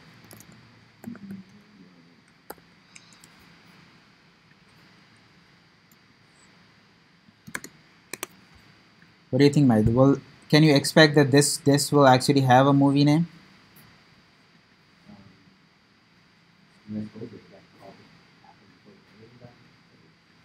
Well, so what happens? You come here, you make this call, right? And then this call goes away. And then you're trying to console log this name, which is getting populated over here. So you may or you may not. Most probably you will not. The variable has the data, but we logged it before it had the data. So. Right. No, the variable does not have the data at this point. And line number 21, the variable. But like now it does. Assuming the call. Assuming the call finish. Yeah, but there's no way to know. Yeah. So so you will never do this because again, it's a big assumption. You are basing your whole website that, oh, this might come back. I can keep refreshing. It might come back. It doesn't look like. No. So that's why you keep it. Anything that you are depending on this, you keep it inside. Okay. And then you guys saw that I can make multiple Ajax calls, right? I can change these. You can change the URLs, keep making multiple calls, and that will also work. The only thing is you cannot guarantee the sequence, right? This call is going to come back first or this one, okay? The parsing part, again, it's the same JSON one. So you saw I got the title. You can get the other attributes. This is an array, so you can get the array back too. Movie. It's not a good variable name. Let me change it to just movie. Movie details. I like that one better. Change this.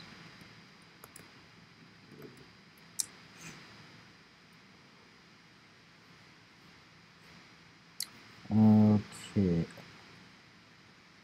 Response dot ratings. See if this works. Okay, so it gives me this back, and then if this is an array, I can use the index. So this is related to this, so I have a source and a value inside ratings. If I want value, I would just say dot value, and this should give me the value back. Okay, so this is how you get the data back, and then you parse it just as an object. Okay. But the more important is this then function, all right? You cannot escape the then from JavaScript. I feel like sometimes JavaScript is kind of built on these weird and difficult functions, but that's how it is. Okay? All right, questions? Yes, ma'am. So JSON just means it's going to send back an object and it's formatted in JavaScript. Yep. There's nothing else special about it. Just no, there's nothing special about it. That's all you'll get. Yep. Yes. Yeah.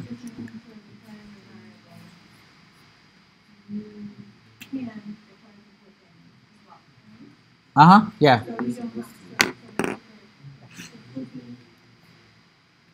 Okay.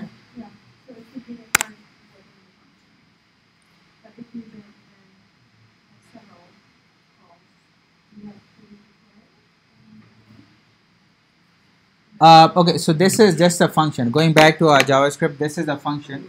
Same function that we have been using.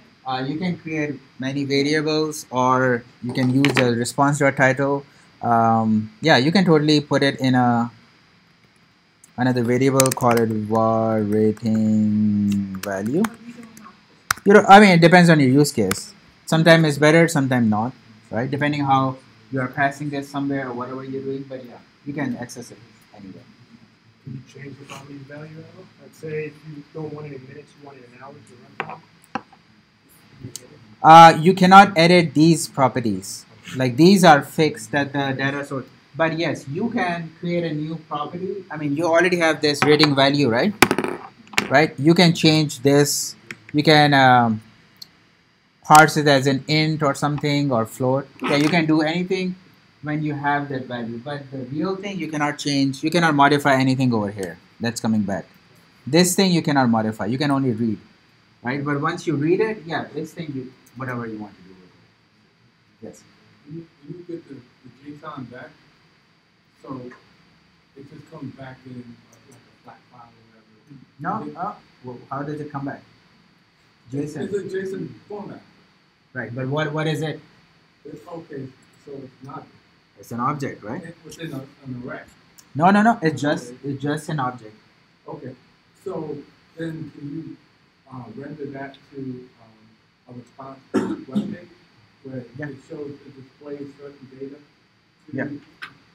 But how do you do it? You have to parse it and get the data out what you want to display. Okay, so you make classes. You make the CSS classes and HTML and all that stuff. Yeah. We'll look at the exercise and we'll see. Okay. And the response can come back as I take it back as an object or an array. Depends whatever. It's usually the one of the two. Because we saw in the New York scraper one, it had an array, right? It had an array and it had like objects inside it. But it is always going to be a JSON. Right? No flat file, no nothing, just a JSON. Okay? All right. Any other questions? Yes. Okay. Why do you use response.rating? Is that the URL?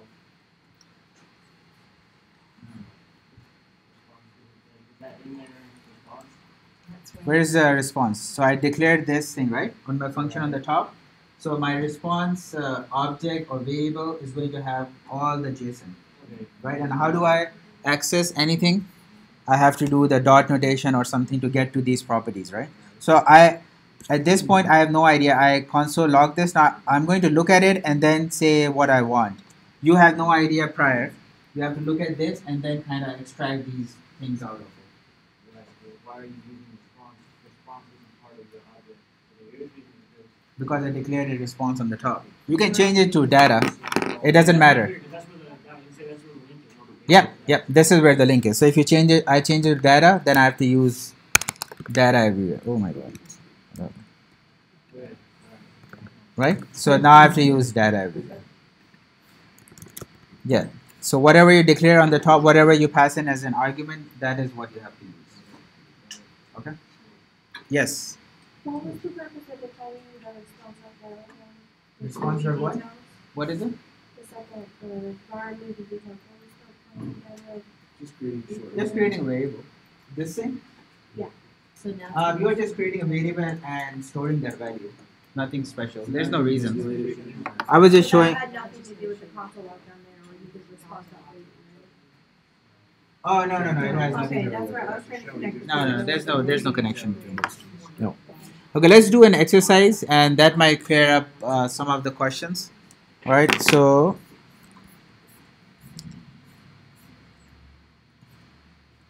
What is this exercise? Let's take a look at this one. Okay.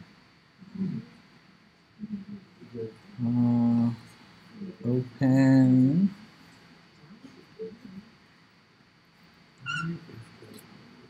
So we did this one. Okay.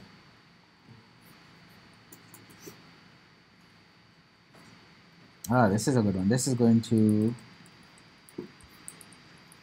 Okay, so in this exercise, you already have a page. Okay, so you already have an HTML kind of built in. First take a look at the code. Right, they're using Bootstrap, and this is a table. what you have to complete is, I think this is hard coded here. You can go back and see. Oh no, you even have the Ajax written over here. Okay, so what you have to do is you have to get few more different movies and kind of add it to that table. Okay, so this is table. It has only one movie right now. Add like few more, 3, 4, 5 movies, and then create a table. Exactly, just add more rows to it. And what are we getting? We're getting a movie name, year, and actors. That's the 3 properties we want from the same OMDB website. Okay. So look at the code first and try to make sure you guys understand this code. Start from the top. Make sure you can quickly go through the HTML. Make sure you kind of make the connection. But the code that you have to write is over here. Okay. So you are making 3 elements and then appending the new movies over here.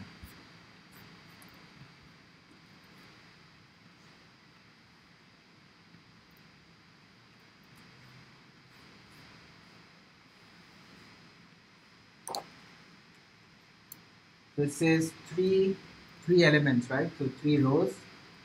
So how many Ajax calls you have to make? 3. So if you want 3, you have to make 3 calls. You want more than 3, then you have to make that many Ajax calls.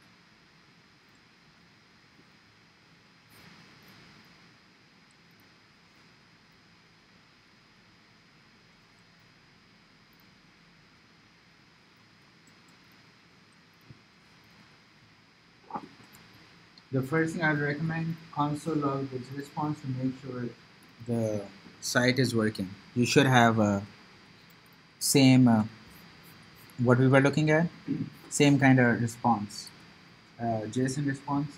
The first thing I would do is console log that and then start. Make sure that the file is working, your code is working. You should have something there.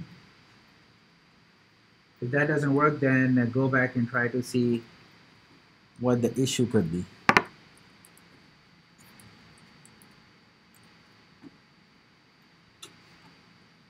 Oh, so it is hard-coded here. That's right. Okay.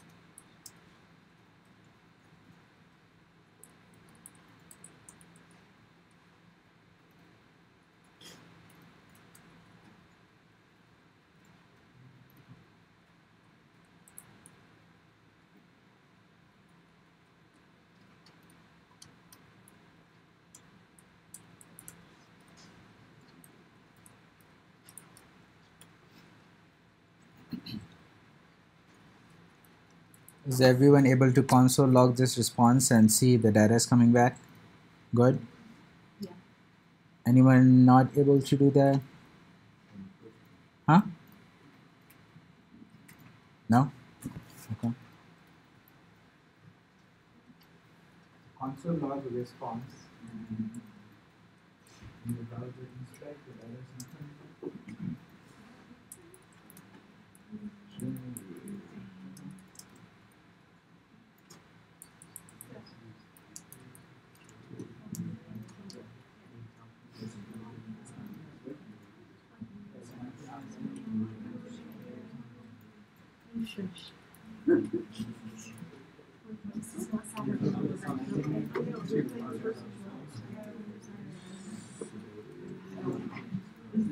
Corey does not waste so much.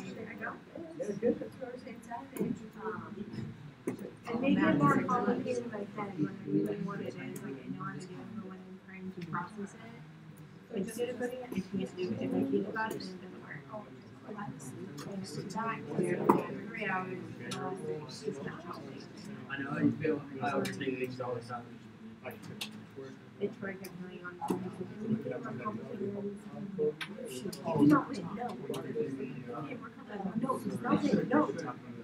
You've done it now. So, if I were you, I haven't done that part yet. I was like, where are you? So everything's shut down. I think the best thing is to understand the concept before you write any code, right? Because like, and I'm not saying you don't, but if you don't understand the functions, obviously this is not going to make sense.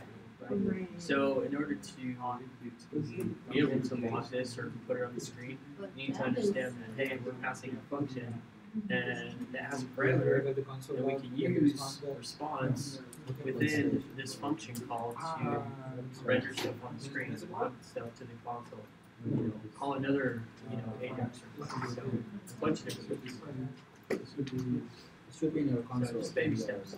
Console log.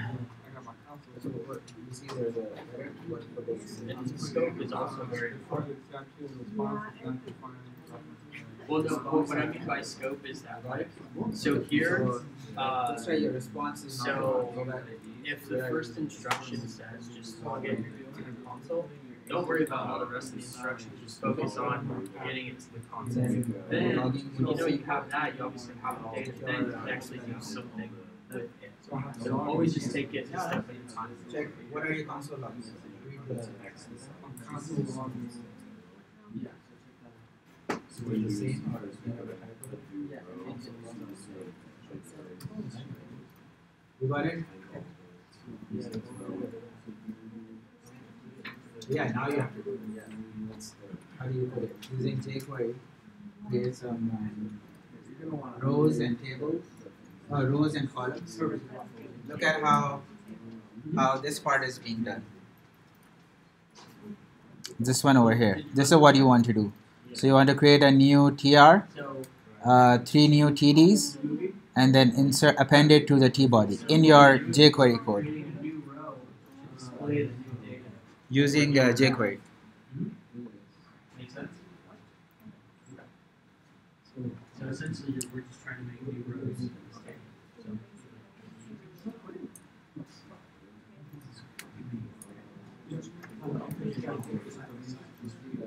Well,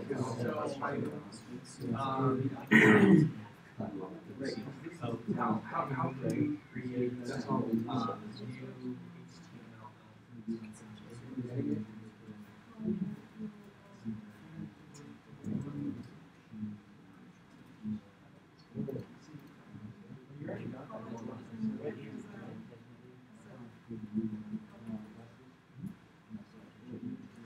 Remember the jQuery where we created 26 rows?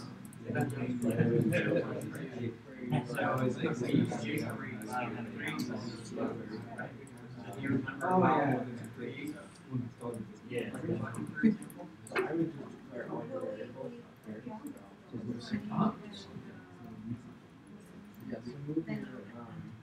Yes. Guys got it? So you're half right. So you're right. Okay. So you're half right. Oh, You got this part. right. Is that it? We're creating. That was it? Okay. So if I wanted to create There's a new table. Oh, yeah.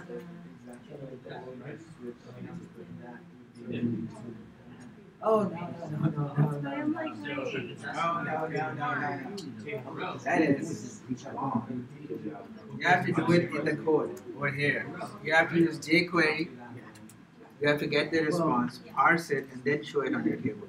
The hard coding on the top is an example. You don't do it like that. Nope. I mean, you could transfer. Console of the response, you have all the information over here for this movie. So now you have to use jQuery to build that element dynamically. Your hard coding is in HTML. Just a short. You have to do it over here So you can do that in jQuery.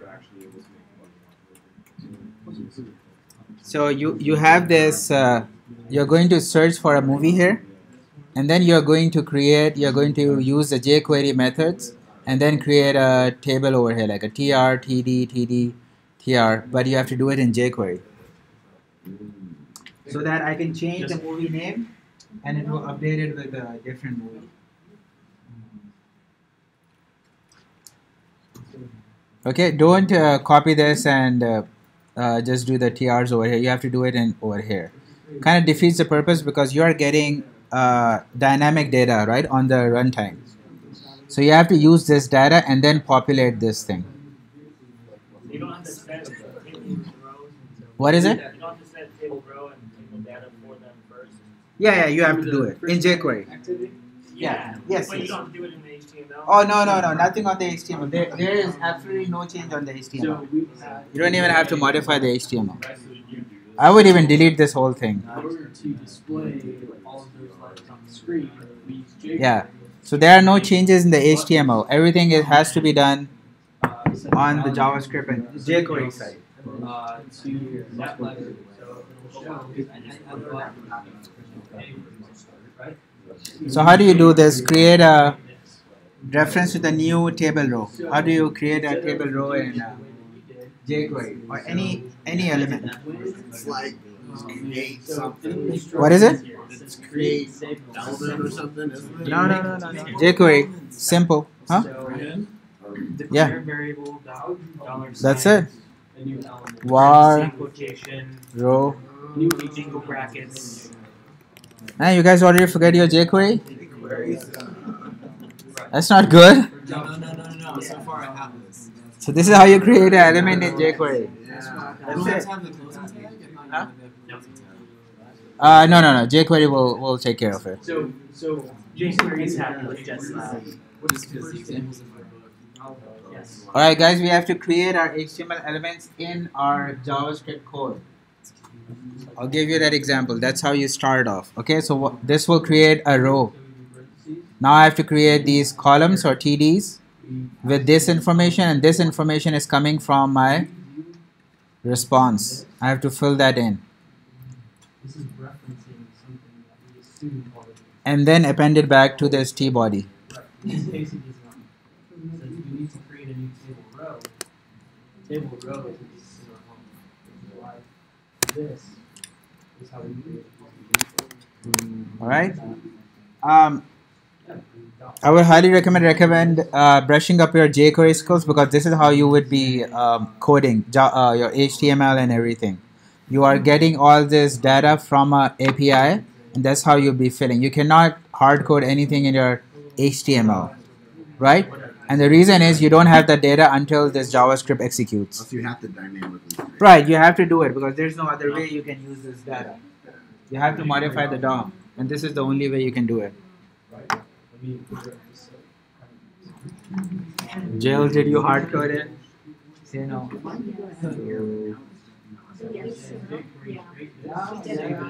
You don't have to modify the HTML at all.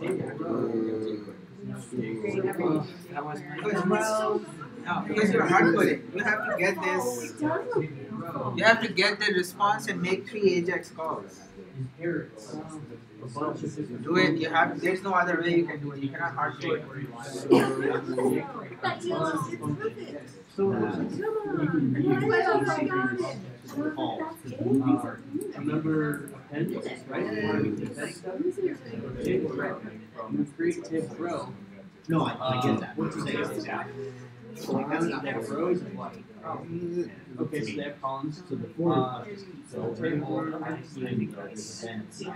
goes on to the next instance. But your for loop is not easy. So put inside it. Right, when I say the for loop, it repeat itself.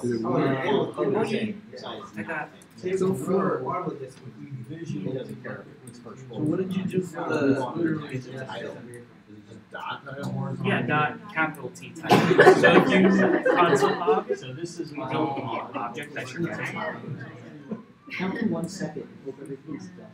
Just you can actually see like how their title exact like thing. So like year is with a capital Y, title is with a capital T. I just wanted to make sure. Yeah, they're all capitalized for some reason. You can essentially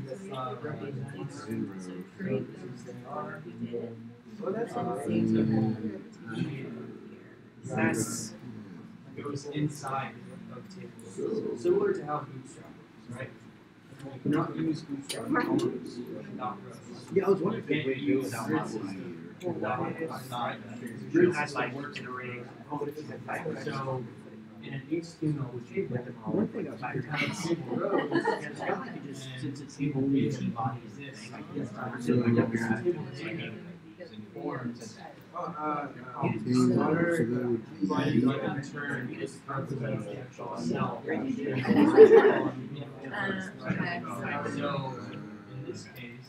So, well, first that, so you contemplate If you look at, and then if you like, run the page just try for any of this, you'll already see there exists, interstellar, there's 3 separate columns, right? So the name of the movie, the description, actors, years, something like that, right? So It does need to be. a table row on line 5. I think I tried it with What needs to go inside of our table row? from the page response. Okay, no, I had. Yes. Yeah, How many? yeah, Yes. So one is for the title is title. I looked Got it? Just So I even put the We did the same thing. Yeah, awesome. Yeah, these guys did the same thing. Yeah. No.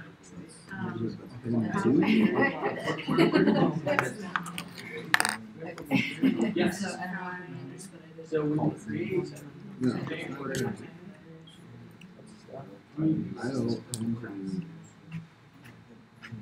So then they want you. So just try doing that with the other things. All right, so you have to do this in jQuery. So what's the next thing? I need to create TDs, right? So let me create 3 different variables like title ID. Oh, I'll create a title TD. Dollar. This would be a new TD. Okay. What just happened? And then it says I need to access, I need to put in the text in those TDs. The first one is response.title. Okay, that's how you create the TD. So now I created a row first, then I'm creating the TD. So now I created a row. I have to create these 3 TDs. The first is the title, year, and the actors. So let's create the second one. Var year TD dollar a new TD. Okay. Dot text.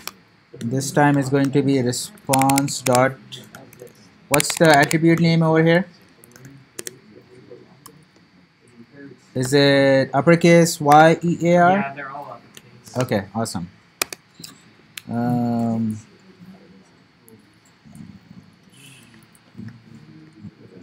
once you create those, one, two, last one is actors, TD, dollar. Okay.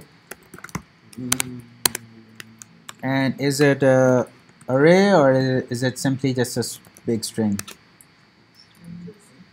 Big string. ACTORS, like this? Okay. Alright, so I have all my TDs now. Then I just have to append them to my row. How do I do that? I have a row on the top, so row variable dot append, and I can then simply append all these TDs in one go. Title, year, actors. Okay, but this is still not complete. Now I have my row and I have my TDs inside my row. I still have to attach it to this T body so that I can have a new row. Okay, so each one, it has to be a new row. So the last thing I just need to do is append it to my T body. So just do a dollar. There's only one T body, so we don't have to worry about any ID. Dot append this row.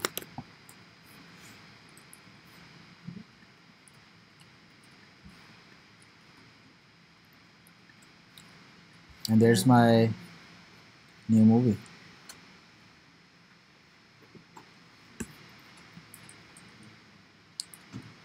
Get it? Yes. So we're, yeah, so you got, what was the movie that you got just now? The Matrix? Yeah, so like we're all getting different random movies, right? Or no? Whatever, yeah, I changed this, whatever this is over here. Okay. This variable, whatever you have the variable over here, I changed it to this, so you can put any movie that you want, yeah. Yes. Well, I know people, I really like Armageddon. I know people really hate on it, but I don't know, for some reason I was It's so long and it makes you feel good. Yeah, I guess. Right? You're like, yeah. Apparently NASA uses it to teach its astronaut what not to do. Seriously? Yeah, that's what I heard. That's great. All right, any questions on this? Now, what do I have to do for 3? I can do the exact same thing, change the movie name, and then I just copy paste the whole thing. So let's see, but I'm going to unfortunately type the whole thing for you guys. So let's do movie.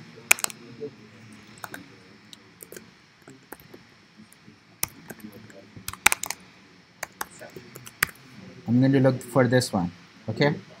And then what's going to be my URL?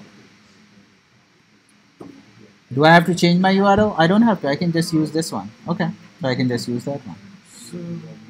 The next thing is make that AJAX call. So $.AJAX. Okay. Takes argument as an object. The first one is the URL. Query URL, excellent. And the next one is method, which is going to be get. Okay. So this is complete. Now I need a .then function. .then. Okay, and .then is expecting a callback function. All right, and this function should have a variable, should have an argument. I'm going to call it response. Okay. Now, did I redeclare? I did not. How do you declare? You use a var keyword. Did I use a var keyword? I did not. So I'm not redeclaring. I'm reusing it. I'm just assigning a new value to it. I'm not redeclaring it. Okay? Okay, excellent. So now what do I have to do? Same thing over here. So you're going to create a row, create titles, append it, and then a new row should pop up. And you can really just copy and paste the other one if you want to. Exactly. The same command will work. The same thing will work.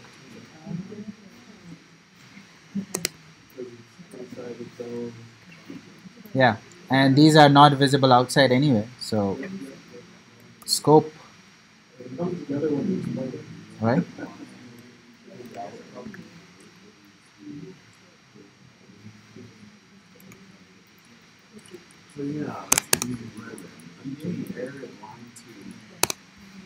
And there's my, oh, why is it still the matrix? Ah, you guys see the issue here? I'm still getting the matrix.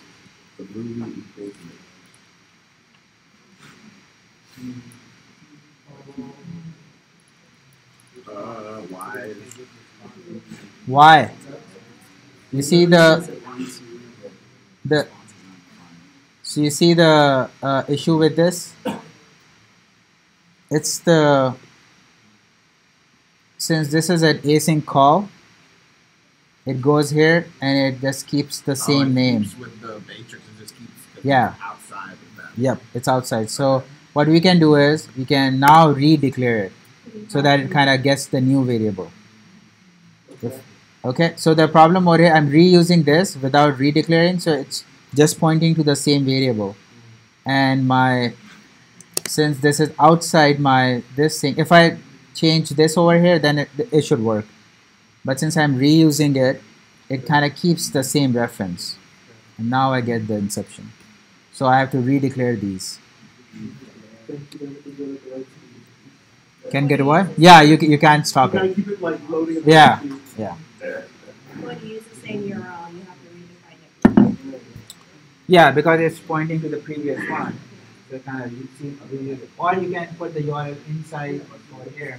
That will also work. Okay. But this is a lot of repetition. If I had 5, I have to like keep copying it. I saw some people use the for loop. That's a good one. They created an array of movies, and they are just looping through this piece of code, like whatever that array has. That's a good. So this was that bonus part where it says, how do you remove this repetition? That's what it is. Using the dry principle. Yes. You can create a function. Yes. Instead of the loops, you can also create functions. Yes. I love. No, that's how you do it. So you can create functions. You can wrap this whole thing in a function and then keep calling that function again and again. So let's see how I can do this. So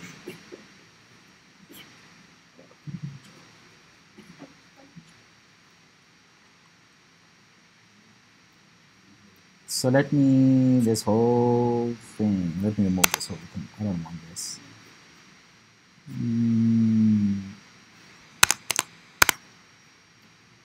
So instead, what I can do is I can create a function.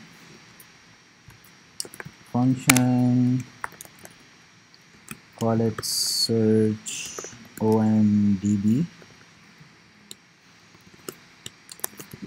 and I can take in a movie that I want to search, and then I can just copy this whole Ajax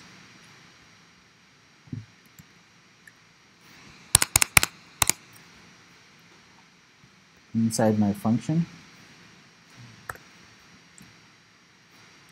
Let me minimize. So now I have a function that has all the Ajax thing inside it. Okay.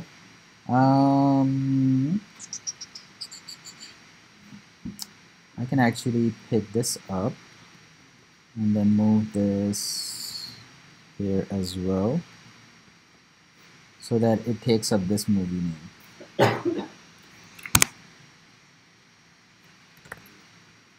Now you just put a movie Exactly. Yeah, then I just keep calling this function. I don't need this. I can pass in this movie, and this will keep creating it. Search.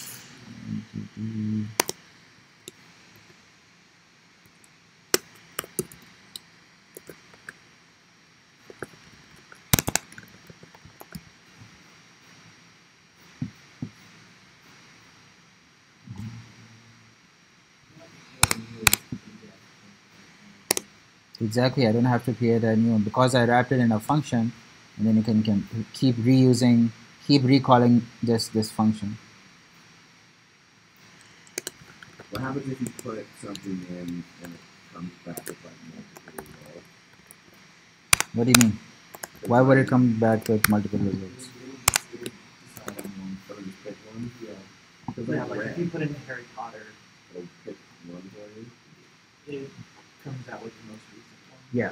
So again, read the documentation. According to the documentation, whatever you put in is going to always come back with. If you want multiples, then you have to use this S thing. All right. Then it will return you something different. Okay. You guys see it? You can reduce this code. Instead of doing it, just make a function, wrap inside it, and then just keep calling however many times you want. My function has the same thing, the Ajax, same thing, no changes over here. You can actually take this whole thing and put it inside a function too. You know, there are too many lines in this. Call a function within this, which will create the row and everything.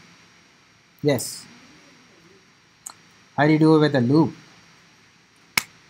So what these guys did is,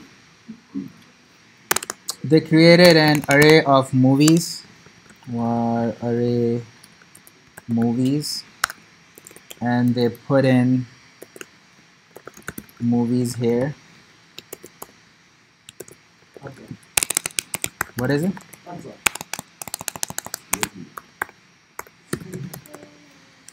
Okay, and what they did was, so I have a function over here. They did for var I is equal to 0, I is less than array movies dot length I plus plus, and then they kept calling this Ajax call inside that for loop.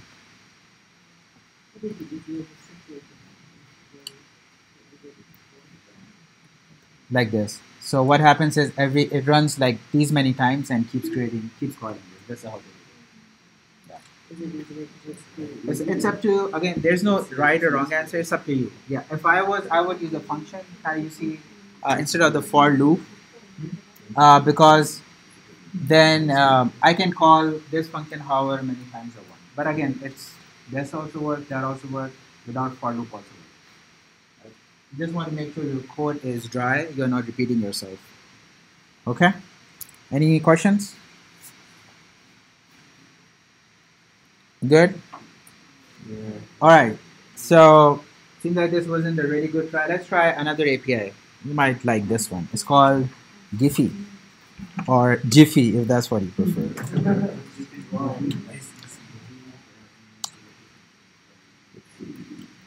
Alright, so I'm going to slide this out. Look at this API and then try to do the same thing. Call this API using the Ajax call. Just quite wow.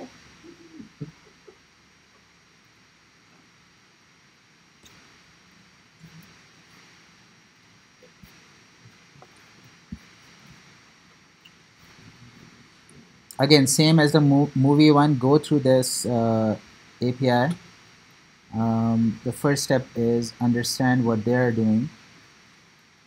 What are the rules that they are setting up? I'm going to close everything else.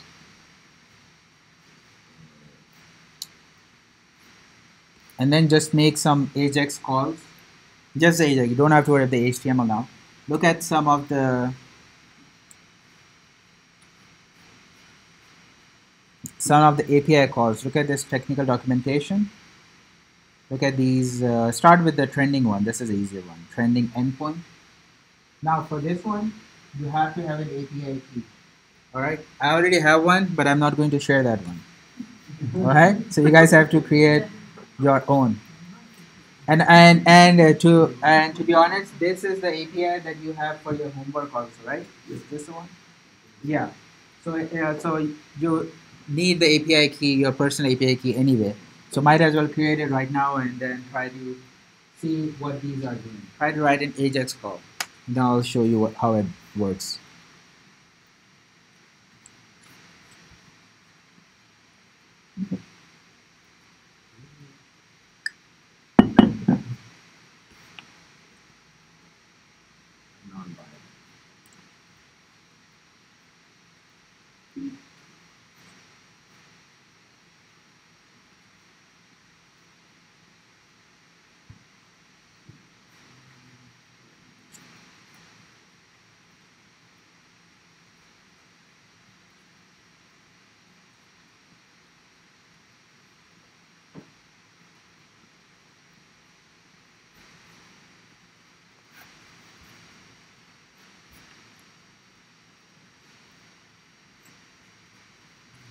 Oh, did I post in a different channel? Where did I post? I did? Where did I post?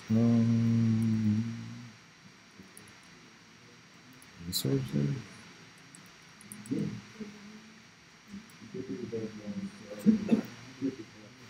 Oh, I did. Okay, yeah.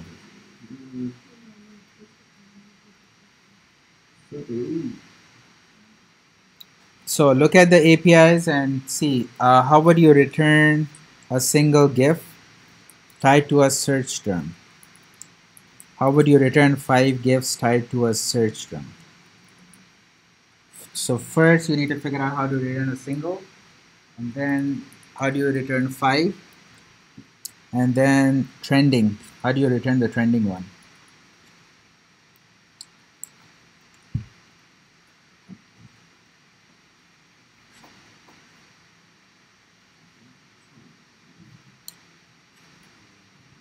So look at the search one, see what they're doing.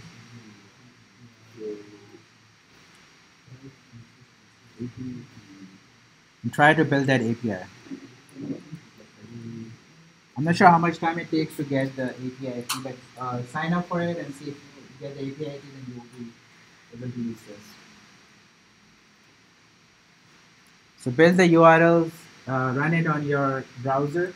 You should get back some JSON before you start writing your code.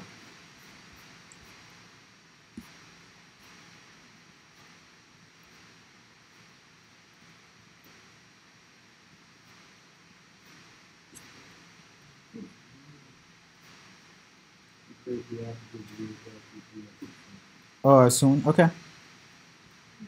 So please go ahead and create an API key for Giphy.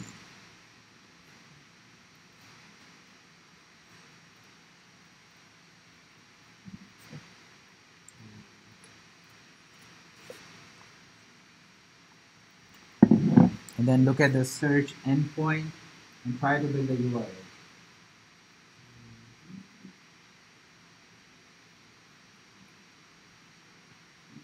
So you'll have to combine the host and then the path, and then use the request parameters to get the data that you're looking for.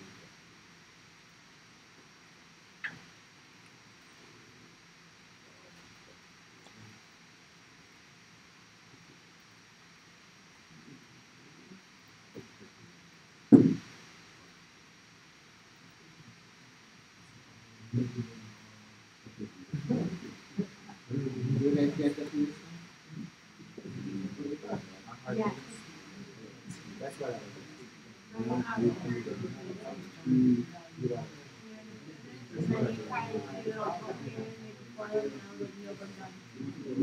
Getting this part tonight, and then I will focus on making sure You can recreate data. You don't have to do it for the part. But yeah, as long as you get Let's see what so you have to so you see on the Slack, Nick posted 3 questions. on Slack. So the first question, how would you return back a single GIF tied to a search term? So you have to come up with the URL. Looking at the documentation, how would you solve that question? The second question is, how would you return 5 GIFs tied to a search term? And the last question, how would you return the trending GIFs back from the API? So search, 2 are questions for search and 1 question is for trending. So look at the documentation and come up with the URL just as you did with the OMDB. How would you get that data? Like, how do I search for cheeseburgers and it returns me only 1 GIF? How do I search for cheeseburgers and it returns me 5 GIFs? So,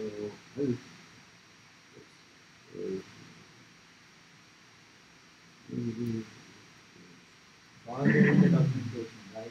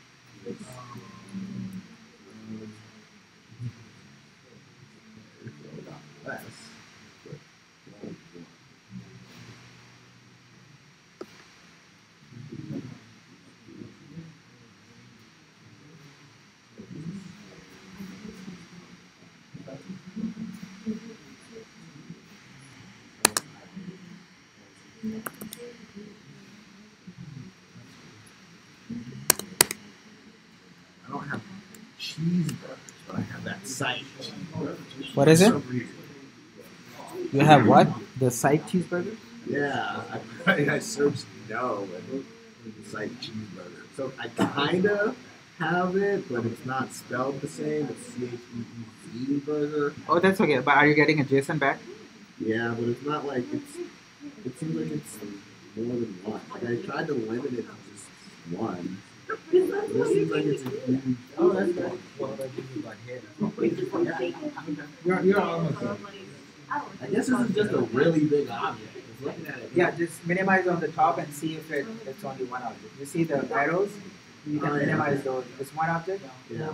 Then Okay. Try the 5 one and then you will see minimize and see if there are 5. This means that's working. Yeah, you have to sign up. Ah, it worked. Okay. So, Do you do it in the browser or the code? the browser. Okay, awesome. Now, if you have done in the browser, write the code for it. Do an AJAX call, console log, simple. You have to worry about HTML and all that stuff. So,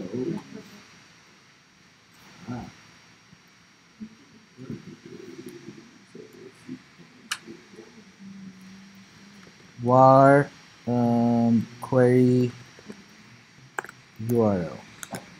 So, how many people got the first one? I know one.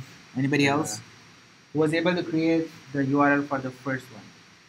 First question. Roland got it. Okay. What is it, John?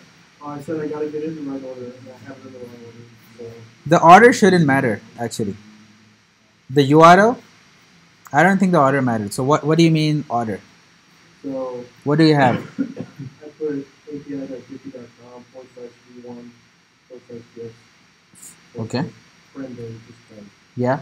/search API_p:/, and then my key. And it says, So you're using trending and search together. Is that what the documentation says? If I go to trending, I don't see search anywhere. I see trending and it stops over here and then they're saying pass in these. There's no, I don't see a search. Search is over here on the top. So they both are 2 different APIs.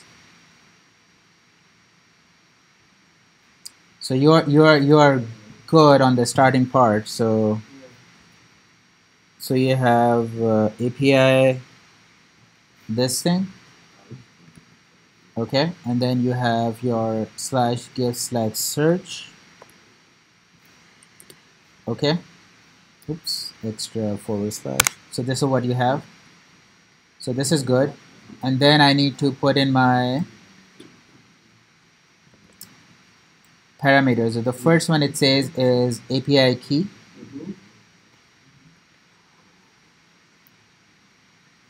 So my parameters start with a question mark. So I put a question mark. This tells me that everything after that is going to be a parameter. So I put an API key, just as the OMDB one, is equal to, and then put in your API key. Let me get mine.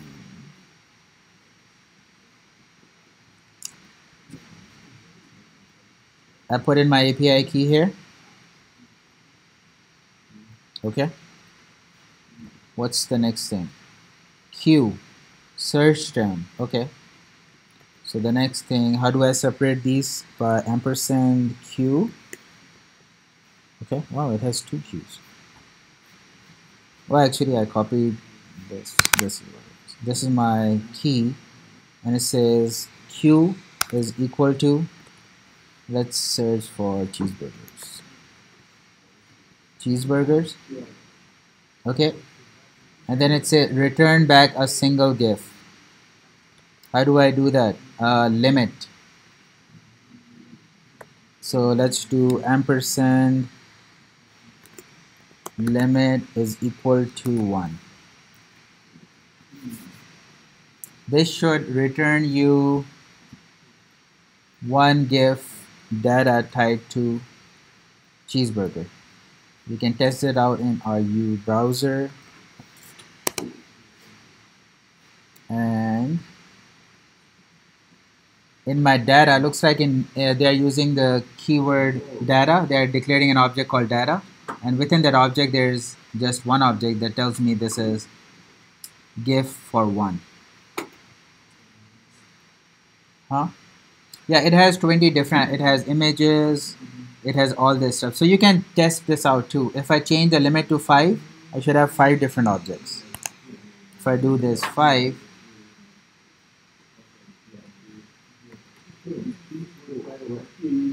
oh yeah, sorry. So I change the limit to 5. So no matter what API we use, we also use the &. There's 5. Yeah. And this is kind of, yeah, that's how it goes. If you have the parameters, you have to use that.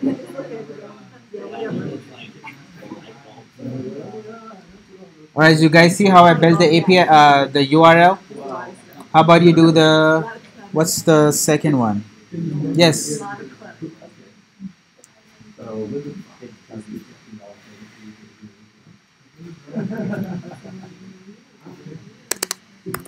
How would you return 5 GIFs tied to a search term?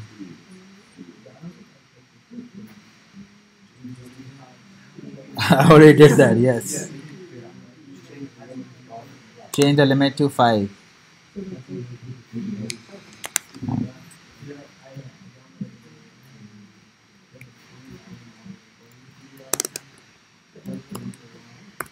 How would you return the trending GIFs back from this API? John, how would I do that? Instead of v1./gif/search, v1/gif/trending. So I'm going to do this, and then instead of v1/gif/search, /trending. Trending. Okay. Anything else?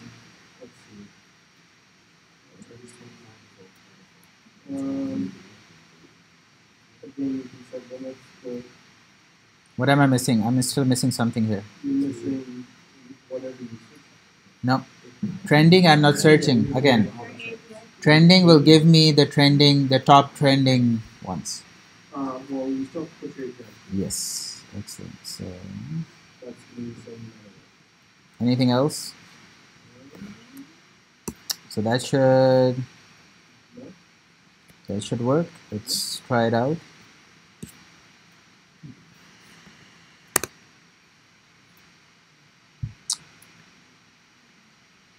So how many of these are there? All of them. 25? 5-ish? 25-ish? Oh, 20. I'll take your word for it. That's what it says in the documentation. Yeah. The last thing it says in the description, trending. Oh, there you go. So somebody actually read the documentation. So Blair, +1. I thought you were just looking on there because I looked and I was like, no, I didn't sit there and count. See, yeah, this is why you read the documentation. That's why you read the documentation. Well, also, if you Yes. collapse the data, the data array, it will tell you how many items are in there. There you go. That's a good one too. Collapse it. It tells you how many items do I have. Usually the most important stuff right there at the top. All right. Any questions on the URL? Kind of getting it from the documentation. I think this is part of your homework too. So make sure you guys are yes. You want to do what? So there's the code is just the URL. I haven't written the Ajax code. Anybody wrote the Ajax code and console log there? Did it? Here URL that I clicked on with control. It worked. So what's the code? What was that? It wasn't no intro. There's no code. Dollar dot Oh yeah. Ajax. And then I have to pass in an argument as an object. The first thing is the URL. Let's use the first one. Okay, and the second is the method get, and then I put in dot then.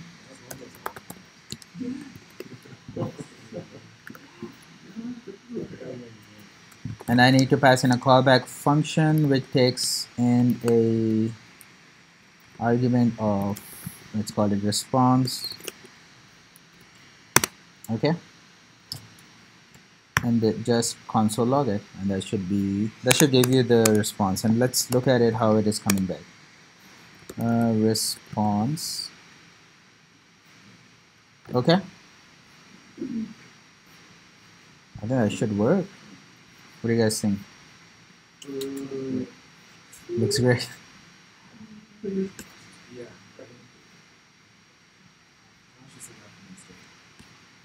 Why cautiously optimistic?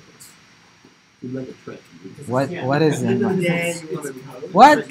No, there's no trick. It works.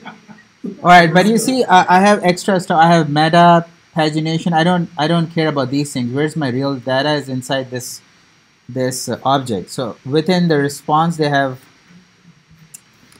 data object. So I have to do this to get to the actual part. See that?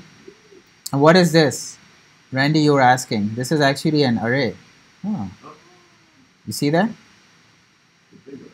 Yeah, so I have to, how do I access the first one? Like this. Now I get the real, yeah. So let's see, let's output the ID. Oh, what is it? Anything interesting? Title.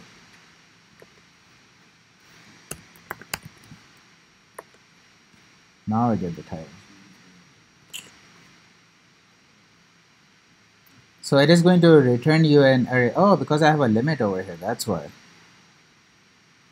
What if I remove the limit? What happens then? Let's see.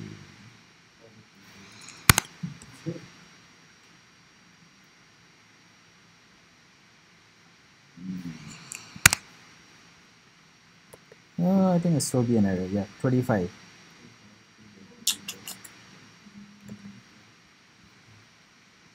So I have to do data, then let's do 11, and then dot title,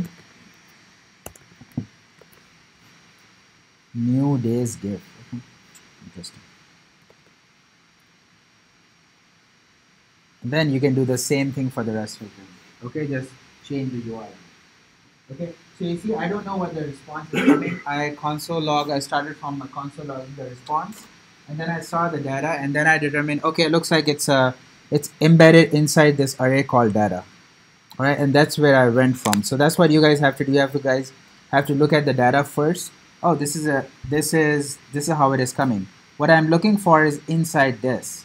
So, and what is the data type for this one? It's an array. You see, this thing actually tells you what the data type is. You're like, okay, so this is an array, so I need to use the index thing. Okay, now I'm interested in the fifth one. Oops. Because it's dot data, and then there's something. Now I get the fifth element of this array. So now I have all these properties, and depending on what property I want slug, whatever that means. So I use the slug one, and it should give me slug, or you can get your images out of it too.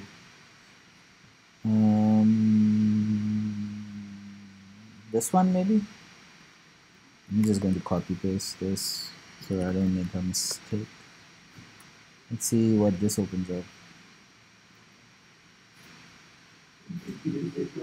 Ah, oh no. Okay. You got scared. I'm scared. Okay. So this gives you the URL, whatever you want. All right. Any questions on this? Yes, Dan.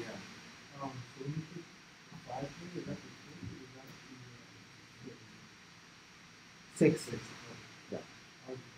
Yeah, 6. Yep. Okay.